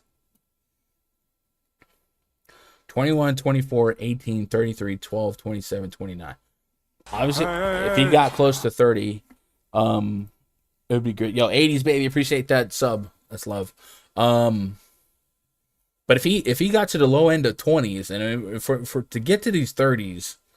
We're going, I don't know, I guess last year against Memphis, 12 rebounds. You think? Hey, man, I'm not. All I can say is I probably am not playing Taj Gibson no matter what the news is. But I'm not gonna. I'm gonna tell you who you gotta play. 3.3K for Dozier on DraftKings. He'll do more than run wind sprints out there. I agree that he's risky. Yeah, risky value. Anyone else on love Barton tonight, says Josh. Anker says Barton I like most, then Dozier. Okay. Durant at 9.9K. Yeah, I'm with that too. All right. Remember, it's harder to play in Denver. Gravity. There's no altitude indoors, bro. Hello? Why do people say hello? You're inside. Taj has no upside, if anything. I would say if bare bones, man, if you honestly thought that close to 30 is there for Taj, I'm leaning more towards closer to 20. I don't think that Taj is the answer for me in my optimal expectations. But I like it wouldn't like if the dice is rolled his way to get to big minutes. Thibodeau can lean on him for 28 minutes. Go for it. I'm probably not going to land there. We'll see. Atlanta Hawks at the Golden State Warriors. Next game on the docket. Project starting 5 for the Hawks. Trae Young, Bogdanovich, DeAndre Hunter, John Collins, Clint Capella taking on Steph Curry, Jordan Poole, Andrew Wiggins, Draymond Green, and Kevin Looney. We got a 2-2-2 and another 1-2 as our total. 3.5 point spread in favor of the home team, Golden State Warriors. Warriors have been so good on offense and arguably better on defense. It's an incredible experience to be an NBA fan when Golden State Warriors are good and Steph Curry is an animal. So Steph Curry, throw him right there in the mix of high upside point guards. Russell Westbrook, James Harden, and then on FanDuel, he's right there in the mix with Luka Doncic. He's not shooting guard eligible like Luka and Harden and Westbrook are on FanDuel, but 50 plus fantasy points is there in a competitive game, and getting Steph Curry in a competitive game seems easier said than done lately. But if you think that this game could be more competitive, you think about some of the softer matchups that the Warriors have had as of late. I mean, sheesh, the Rockets, the Pelicans, the Hornets, the Thunder twice in 3 games. Memphis is a tougher matchup, and we saw Golden State had a fight. Sacramento, knowing what we know now, the Lakers. I mean, I love the Warriors. I love Steph Curry. But I think we could agree that the strength of schedule for them now with a little bit more sample size suggests that, hey, it's been a little bit easier than hard, right? So do you guys think that this game stays a little closer with the Atlanta Hawks being balanced and mostly healthy? Collins does have a questionable tag on him. I'll see if I can write that off. Collins is dealing with a left foot strain. He's been listed as probable for this game. So looks like he's good to go. So a balanced Hawks team would probably be something that I weight in my Steph Curry projection to get him high usage minutes here, and I'm in on him. I think sub 10K on FanDuel, 50 plus fantasy points is a realistic range of outcome. Even on DK as well. As you get to these high end guys, you probably want them to be top 3, top 4 fantasy scorers on the entire slate. But I think Steph Curry has that real potential, and I love me some late night hammers, and we're into the 10 o'clock block of games. So yeah, give me some Steph Curry. Past Curry. In competitive games, you can make a case for Draymond on the north side of 7K. I'm a little less bullish on it, but I do think it's there for him. And Andrew Wiggins is 5.5K on FanDuel. That's one of those Lonzo Ball price points for me right now where he's not getting to that payoff consistently, but it seems like it wouldn't be that hard for him to do it, and a guy that can give me a decent shot at defensive peripherals and maybe 10 to 15 real points to get him started. Every now and then he's going to pop this 40 bomb like we saw against OKC, and if we get to north side of 30, I'm in on that. So in 150 lineups, I would be willing to have some tier 3 levels of exposure to a guy like Wiggins, just because 5,500, I think there's a little meat on the bone sometimes. So I'm gonna govern that. And then Jordan Poole, kind of the same song and dance. Maybe with the Warriors, we do something similar where I would never want to line up to have Curry, Poole, and Wiggins all together. So maybe at most 2. Those guys on the cruncher like we did with the Sixers guards. And then on the Hawks side here, Trae Young has an $1,100 price discrepancy on his FanDuel tag versus his DK tag. If you guys think he's playable on FanDuel, not on DK, like we've seen Damian Lillard and Russell Westbrook at similar price differences, I would say that's a fine line of thinking. At 8,500, for me, it pushes back 47 fantasy points as his projection, and I want some of that, right? Trae Young is the ultimate 20% no more no less player for me, but his games have been competitive, and 34 plus minutes is likely the expectation for him. So even if it's a slow burn, it's a burn nonetheless, and 40 plus fantasy points at 8,500, that dog will hunt. So I'll take some of that. And then in that front court, Collins, Capella, their Fanduel prices are more welcoming. I think Capella being only center eligible, right there in that Drummond range. Like, I can't really justify Capella with a high level of confidence. And maybe this pace pushes a guy like him off the court where you have to stretch out, space out a little bit more. So if you did believe in a probable John Collins, who is forward eligible, maybe he's a guy that would pick up some slack here and give you one of those 20 plus real point performances for 30 plus fantasy points. So 37, 38, 34 in 3 of his last 4 games, 6,800. I would like 40-ish or greater to feel like I'm getting a decent deal, but I think at 68 on FanDuel, he's in the pool for me. Bogdan Bogdanovic, DeAndre Hunter, Cam Reddish, none of these guys are giving me the warm and fuzzies. We have seen a little bit of upside out of Hunter lately. I think he had a big game against the Nets, I want to say.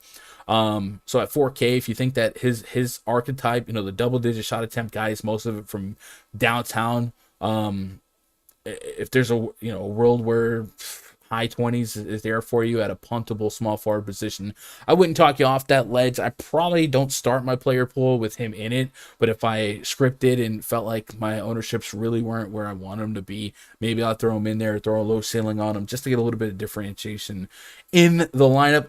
We saw Iguodala rested last game, so he probably plays this game.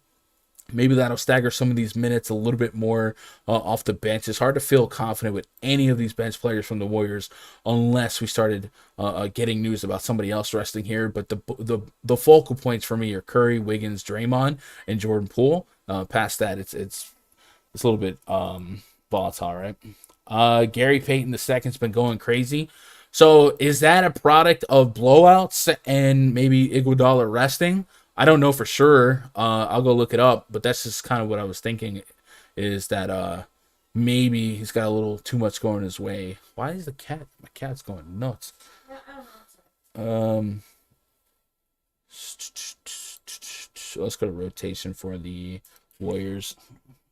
Friends don't let friends play Wiggins. At that price, I could see, like, not a lock, but in 100, if you run 150 lineups, like, there's at least a decent chunk of probability that he's okay.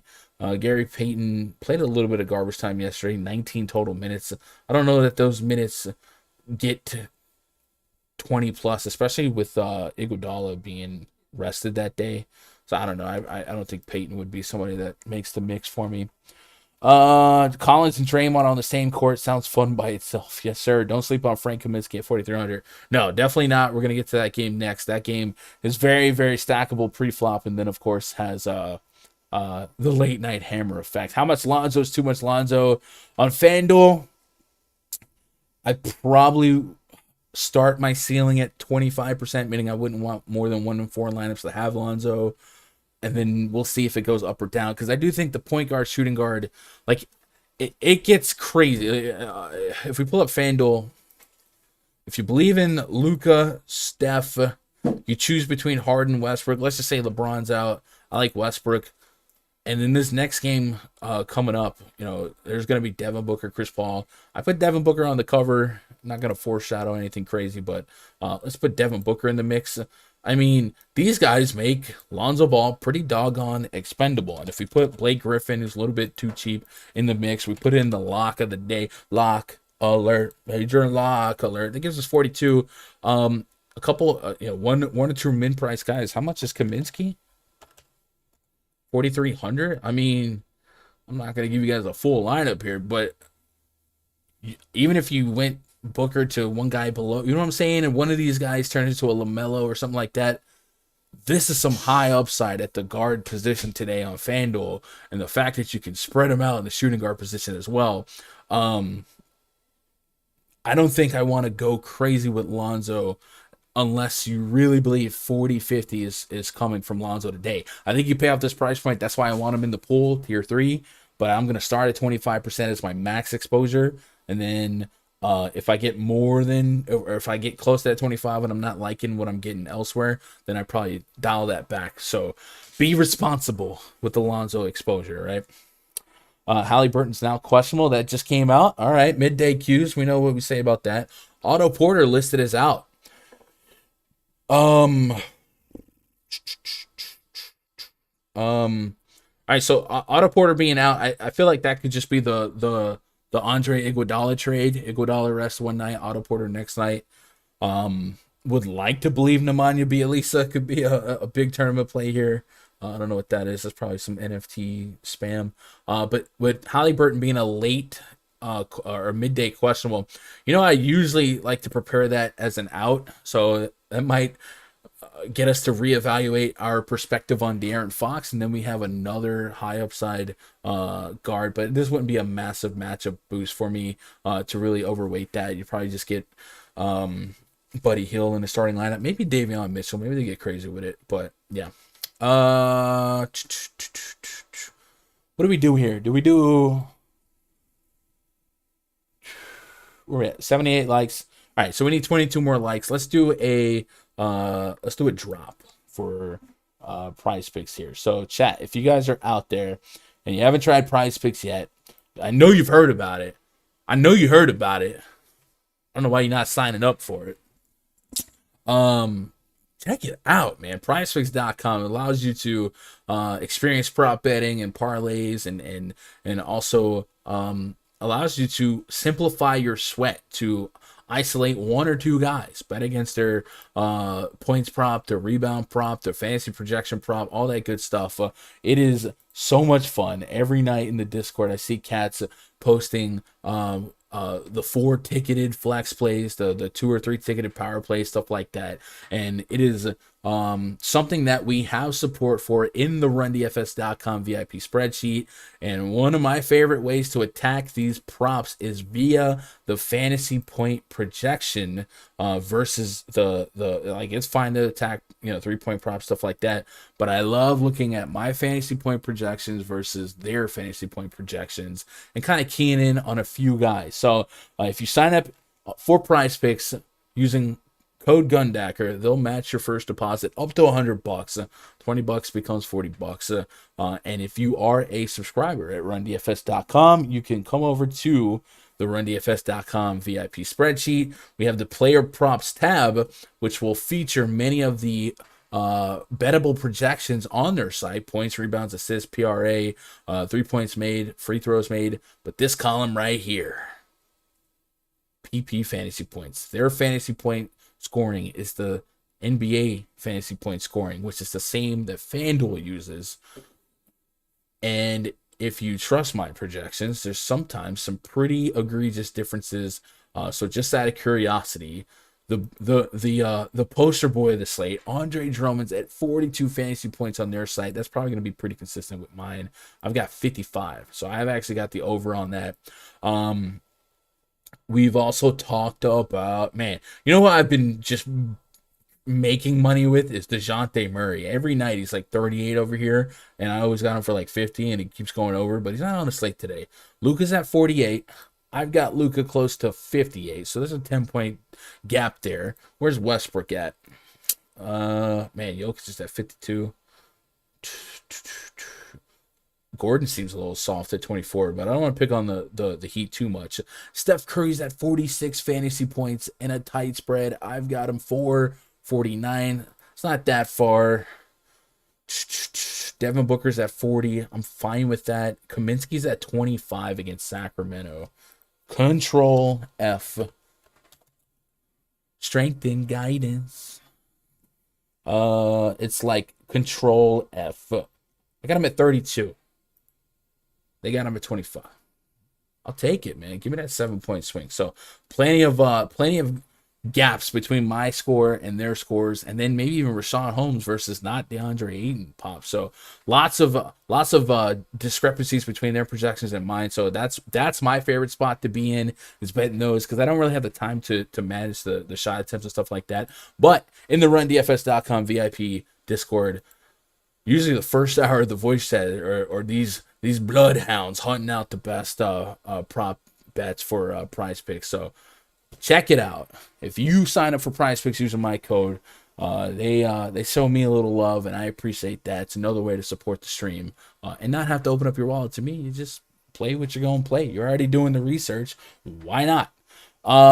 Gun, straight up, Paul or Booker? I think I'm going to lean Booker. it's closer to it's closer to a coin flip than most, but I would lean Booker personally. Davion Mitchell is probably going to pop as a value play. I'm with that.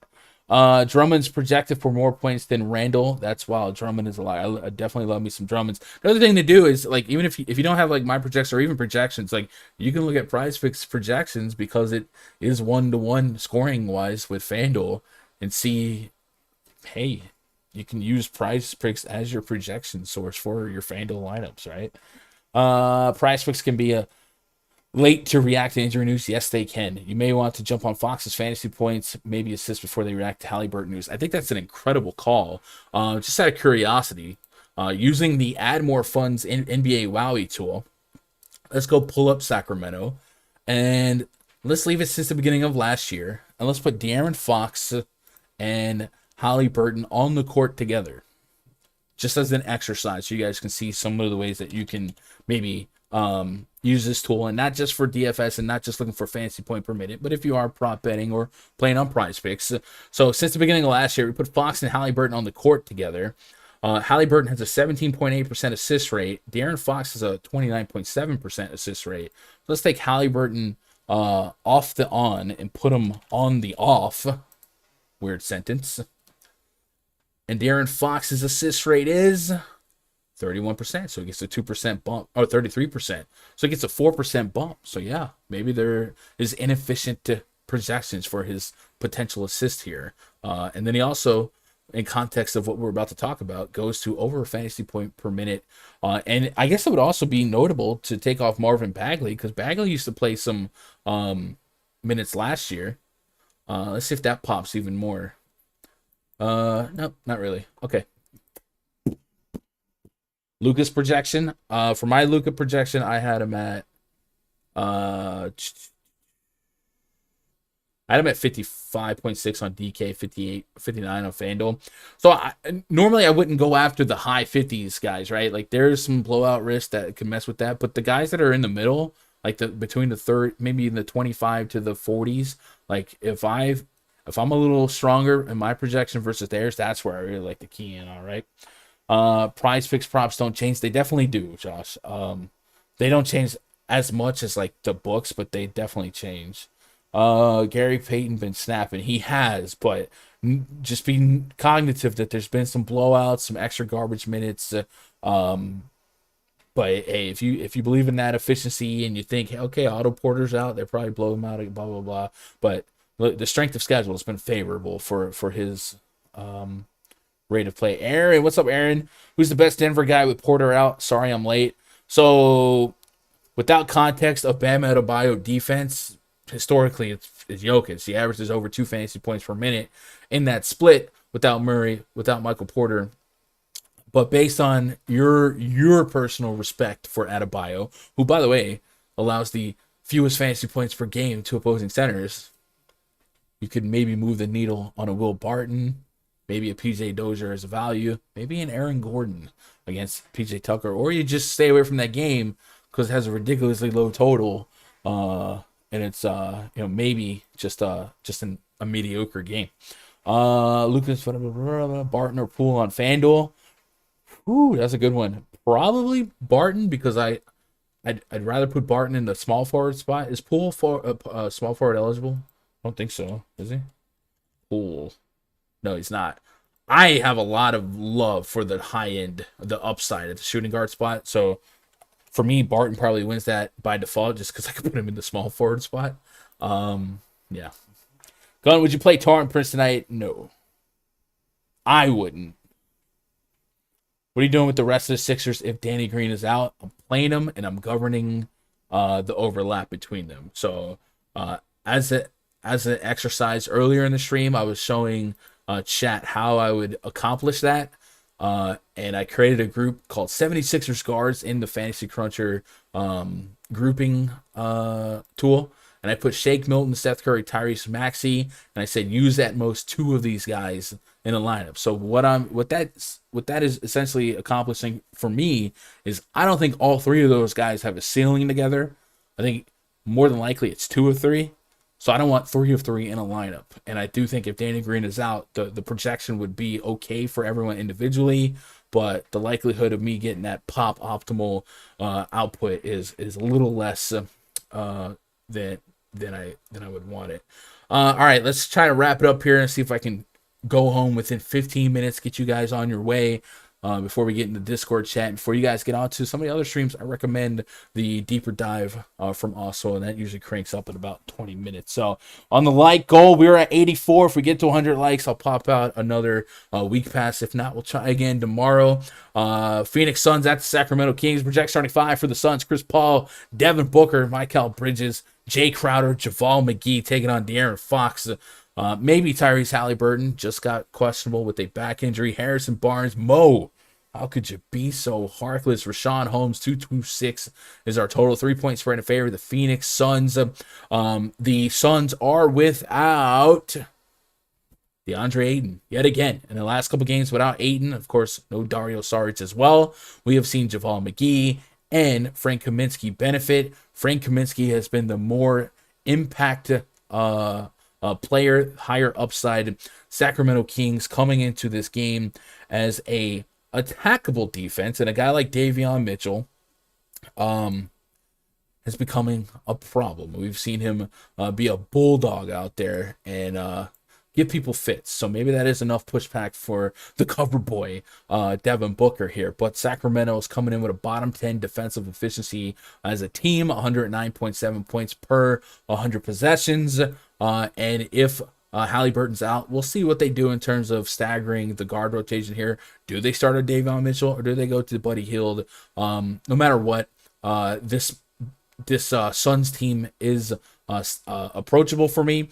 Devin Booker to Chris Paul. I like them both. I was leaning more towards Devin Booker, but like I said, depending on your respect levels and what your game script and who you think Davion Mitchell might guard, even if you even care about that, you might stagger your exposure to those two. And if you think that the median range of outcome for Paul and Booker is both to drop 40, and that's generally insignificant in context of this slate versus what the guard position might give you, then you deal with it as that. But Frank Kaminsky is a problem, 4,300. So check this out on Fanduel. We've already put Drummond as a lock button in our context lineup, right? 5,500, no Embiid, just a huge spot for him to drop 40, 50 fantasy points, 5,500. We've talked about Blake Griffin with no Nick Claxton, and he's played 25 plus minutes in 3 games straight. It's been generally efficient at this price point. I do think he's expendable because 23, 24 fantasy points doesn't guarantee that you're going to make noise at the top of a tournament. But in cash game formats or something like that, yeah, that could go away to serving a purpose. And then Frank Kaminsky, 4,300. He has consistently been 40+% owned the last couple slates with this opportunity before him. And 2 of the last 3 games where he got 28 and 29 minutes, 39 and 31 fantasy points. It just makes too much sense, right? The matchup is pure going against this Kings front court that has bled fantasy points really to everything that's not being covered by Davion Mitchell. And Kaminsky just has real potential to pop and be a massive play. I gave him 29 minutes. That pushed back 30 plus fantasy points. If I go to my projections chart, I haven't swept this since before I went live. Other than Andre Drummond, I'm assuming Frank Kaminsky is going to pop as a top 2, top 3 value play on the entire slate. He is 37.21. I don't know about that Avery Bradley number there, but at 4,300, 30 plus fantasy points. I guess Avery Bradley is at 7x, but that's on a 21 fantasy point projection. So 7x is kind of meaningless if 21 is the output, right?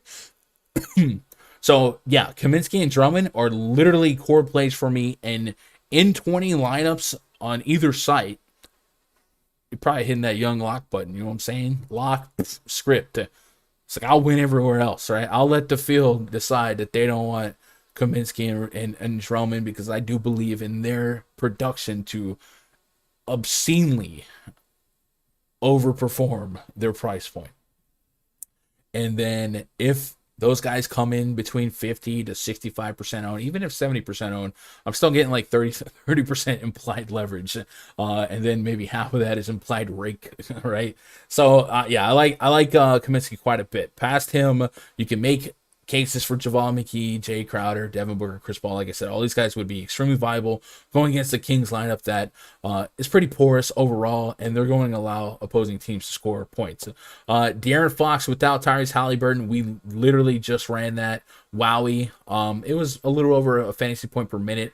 What Halliburton's potential absence could accomplish for us is raise the minute projection for for Fox. And if Halliburton doesn't play and we get Fox to like 36, 38 minutes on the soft end, we could just put a point per minute on that. And if it barely bleeds over 40 fantasy points, I would take that at 7,400 on Fanduel. Tougher, Chris Paul is not a cupcake matchup by any stretch, but Fox has been a guy that can stuff the stat sheet. The guys that are probably most intriguing to me on the Kings side would be Harrison Barnes, and then Rashawn Holmes. That's my boy. I definitely go to bat for him, but man, it's tough to fit him in there, wedge him in there with the lock button on Drummond and with some interest in some of the other guys, Jonas Valanciunas, Cat, guys like that. So that's how I'm approaching this game. If Halliburton's out, I would definitely be a little bit more interested in Buddy Hield. Hield has actually produced a couple of very viable games for fantasy. One of the things I had been doing with them, kind of like what we did with the Sixers, is I had made it a point not to have not to have all three of these guards in the lineup. Hield, Halliburton, and Fox might be in a spot where we don't have to deal with that. But the shot volume for Buddy Hield has been magnificent. 13 plus shot attempts his last 3 games. Most of them will be from behind the arc. 10, 17, and 12 shot attempts from downtown. So if you get that type of shot volume and your shot is on, it's not going to take much to hit value, especially on DK where they give you that little extra bonus for being a sharpshooter. So don't mind Buddy Hield at all. Not a core play, but I don't mind exposure to him. Where we at on likes? Only at 88. We might not get there today, right? Small weed. Okay. I live by this code: play point guards versus Minnesota and Senators versus Charlotte. You're welcome. I like that quite a bit. Point guard versus Minnesota today. Minnesota would be Ja Morant. I don't hate Ja Morant at 9,100, but he's much lower priority in context to the other guards on the slate, right? I was going to save the Run DFS plug for the 100 like giveaway. So if we get the 9 more likes, then we'll do the plug and we'll set the timer and I'll answer some final questions, right? Main event tonight, Charlotte Hornets at the Los Angeles Lakers. Project starting 5 for the Hornets: LaMelo Ball, Terry Rozier, Gordon Hayward, Miles Bridges, and Mason Plumlee. Taking on Russell Westbrook, Avery Bradley, Kent Bazemore, Anthony Davis, and DeAndre Jordan. Got 227 total, 1.5 point spread in favor of the Lakers. Lakers have just been in shambles. I gave you guys that story about how Anthony Davis did me dirty on Saturday night, and he did a lot of you guys dirty as well. Looks like he's good to go. He's probable. He was messing with a thumb injury, and then he had a stomach issue that hopefully is taken care of. I don't know. You drink your Pedialyte, you're vibing. The Hornets have been just bleeding, hemorrhaging fantasy points to opposing teams at every position. The scary part about the Hornets is, can they keep it competitive and make these games get 35 minutes out of opposing players? If you think the Lakers defense have been that bad, then this is an ultra nut late night hammer spot for the Lakers. Of course, at first glance, they are going to be attached to some decent ownership, but late night hammers nonetheless. 113.9 points per 100 possessions for the Hornets. That is the worst defensive efficiency in all of basketball. But check this. Their pace is 4th highest in all of basketball, and that means you're running the 4th highest pace, so your games are averaging or are going to produce potentially a top 5 amount of possessions. Worst defense. This is a good spot. This is a good spot for Russ to get through a soft matchup. And Charlotte, even though they're getting smacked here and there, they still have a top 10 offensive efficiency. So if you believe that the Lakers defensively are not good, this game could borderline maybe be a shootout. has one of the highest totals on the slate, and there's plenty of names I can justify in and of themselves.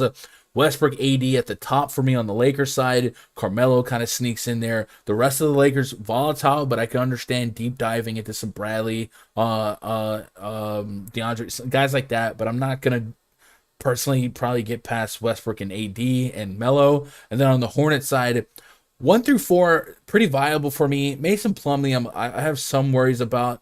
I mean, he was questionable going into last night. Ended up playing, but PJ Washington has been dealing with an injury. So if there's a world where Plumlee and Washington are out, I mean, this becomes a really, really, really soft front court. But matchup-wise, you can sell me on sub 9K LaMelo Ball against Russell Westbrook. We have just watched point guards get it done against the Lakers. I don't have time to really give you every name, but the Lakers right now are good with the most fantasy points per game to opposing point guards, and LaMelo Ball could be an obvious huge play tonight, maybe a triple-double threat, and a little bit of a value at sub 9K. He's one of the reasons why I'm really not there on guys like John Morant, because we do have some guys cheaper than John Morant that have similar projections, and then guys that are more expensive than John Morant that have higher projections. And then Terry Rozier, Gordon Hayward, these two are probably guys I set a rule, like I don't really want both of them in the same lineup, but I want exposure to both, especially on FanDuel. They're both just too cheap in and of themselves. And then Miles Bridges, right? Mr. 40. It's Mr. 40 points. Like, that's all he does, right? So in a competitive game, if you think mid to high 30s of Miles Bridges, especially if we get no PJ Washington, right? PJ Washington has a left elbow hyperextension, doubtful for. He was doubtful last night, so I would probably expect him to be cautious with that. So if PJ Washington continues to be out, we just might get dumb minutes for Miles Bridges, 37 plus minutes, and he's an animal. So Bridges would be one of my favorite late night hammer candidates. So I like him quite a bit. So give me these four Hornets in my player pool. Give me Westbrook, Davis, a little Carmelo. I'll have a lot of this last game, so it might be a sweat up until the fourth quarter. But this game just really, really looks fun for fantasy. So hopefully AD's stomach is fine, and we can get away with getting the Westbrook and AD combo without LeBron. I will be way more responsible with my Westbrook AD ownership tonight. It's a bigger slate than it was Saturday. But yeah, that's what we got. Let's get caught up on chat before we get out of here. What up, Aaron? That's not how we talk. Minnesota. Gun, how do you feel about fading Philly guards? What Philly guards do you like for cash? So I do think that there's at least a range of outcome where, you know, they could all get 25 to 30 if Danny Green's in the mix as well. They could all get 25 to 30, but I don't think that's how I'm playing it or projecting it. I think the minutes is just way too big on like Maxey. I got Maxey earlier at 39 minutes. Shake Milton at 30 minutes. We know per minute he's huge. But I do think these adjusted price points on Shake Milton and Maxey, like they require 30 plus fantasy points. So I could even see you setting a rule to just have one guard because, yeah, the Knicks are going to slow the pace down defensively, a neutral spot here. So I think that's like you're not in a bad mental spot. I think you could talk me into governing exposure to at most one. Right now I have at most two, but as I crunch these lineups and see how it comes out, and based on my infatuation with the high-end guard spots on FanDuel, I think you could talk me down to one. But if Danny Green was to not play again, then it just opens right back up to where I just might have way too many minutes to see failure at their price point. So I'm going to be on the guards, but I don't think that's a crazy spot to be against. Valdo, hey, keep up the good work. I appreciate that, Valdo. That's love. Where are we at on likes? Can we get to 100? 99? All right, so I assume by the time I finish the sentence, we'll be at 100. So let's open up a 5-minute giveaway for a week pass. And then we'll get that going. So Cloudbot. Wayne Ellington, sneaky 25 minutes. Man, Wayne Ellington and the word sneaky. I'll look into his minute diet last game, but that last game is, I don't say an anomaly, but it got weird, mama. Giveaways. All right, full transparency so you guys see it. So let's go complete this one. Shout out to Tony. If you guys win giveaway, the rule is if you do win the giveaway, type your Twitter handle in chat and then DM me on Twitter. And then I'll need an email to create an account for you. So let's start a 5-minute giveaway to get us out of here. It is live. Type !raffle, and I'll continue to get these questions out the way. So the question was, do I think Wayne Ellington is sneaky? So if we look at that last game, and Wayne Ellington played literal all garbage time. Like, I won't say literal, but basically out of 24 minutes, the entire fourth quarter, the game was already over, and then essentially mopped up the end of the third quarter. So I wouldn't have any confidence in Wayne Ellington minutes here. Remember, this game started, it got ugly. Anthony Davis left, and they were out of bodies. So I don't know that I feel like Ellington is anything that Vogel's going to wedge directly in as a big part. I mean, he's sharing the court with Monk, Sekou Doumbouya, Austin Reeves, and Jay Huff. So I guess my answer is no. I don't really think he's sneaky enough for me to get to, but maybe on like a showdown or a late slate or something like that. Sure. PJ Washington's out. All right, cool. I feel like they need a shooter to shoot besides Melo. Absolutely do, for sure. Their spacing has been really, really bad. Gun, I sent you a new commercial in your messenger. I'm scared. Chat made sure they was going to get there. I appreciate it. Slow burn, but we got there. You playing 100% Drummond, bro. So I will say this. I will have 100% Drummond in anything that's 20 max. 50, I would probably still think about it. I am going after the 100K tonight. I do have people that have pieces of my action tonight in the group. If you guys are in the VIP Discord, you can ask more about that. So it would be a discussion between people that are staked in me about whether or not to have 100%, but it would be a very bullish amount because the failure rate on him at that price point is injury fouls. Like, how does he not, you know what I'm saying? So 20 max, yes, 100%. To 150, I don't know that I need 100%, but it would be a big, fat, juicy number, right? Westbrook or Luka tonight, says Jorge Cedeno. That's an incredible 1v1. I'm probably going Westbrook, man.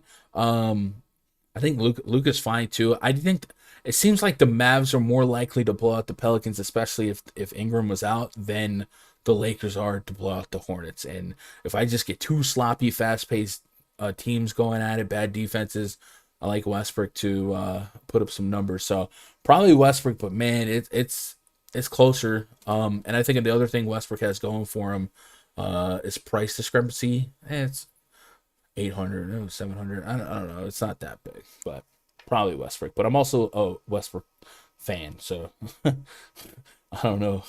I feel like I plucked out. I don't know. I guess my projection likes Luka more than Westbrook. If I go to projected DKP, I think Luka was at the top. I haven't swept this yet, and Westbrook was right behind him. They're almost at the same on FanDuel, so it's I guess it's closer to a coin flip. And I like Luka. And I like Westbrook more.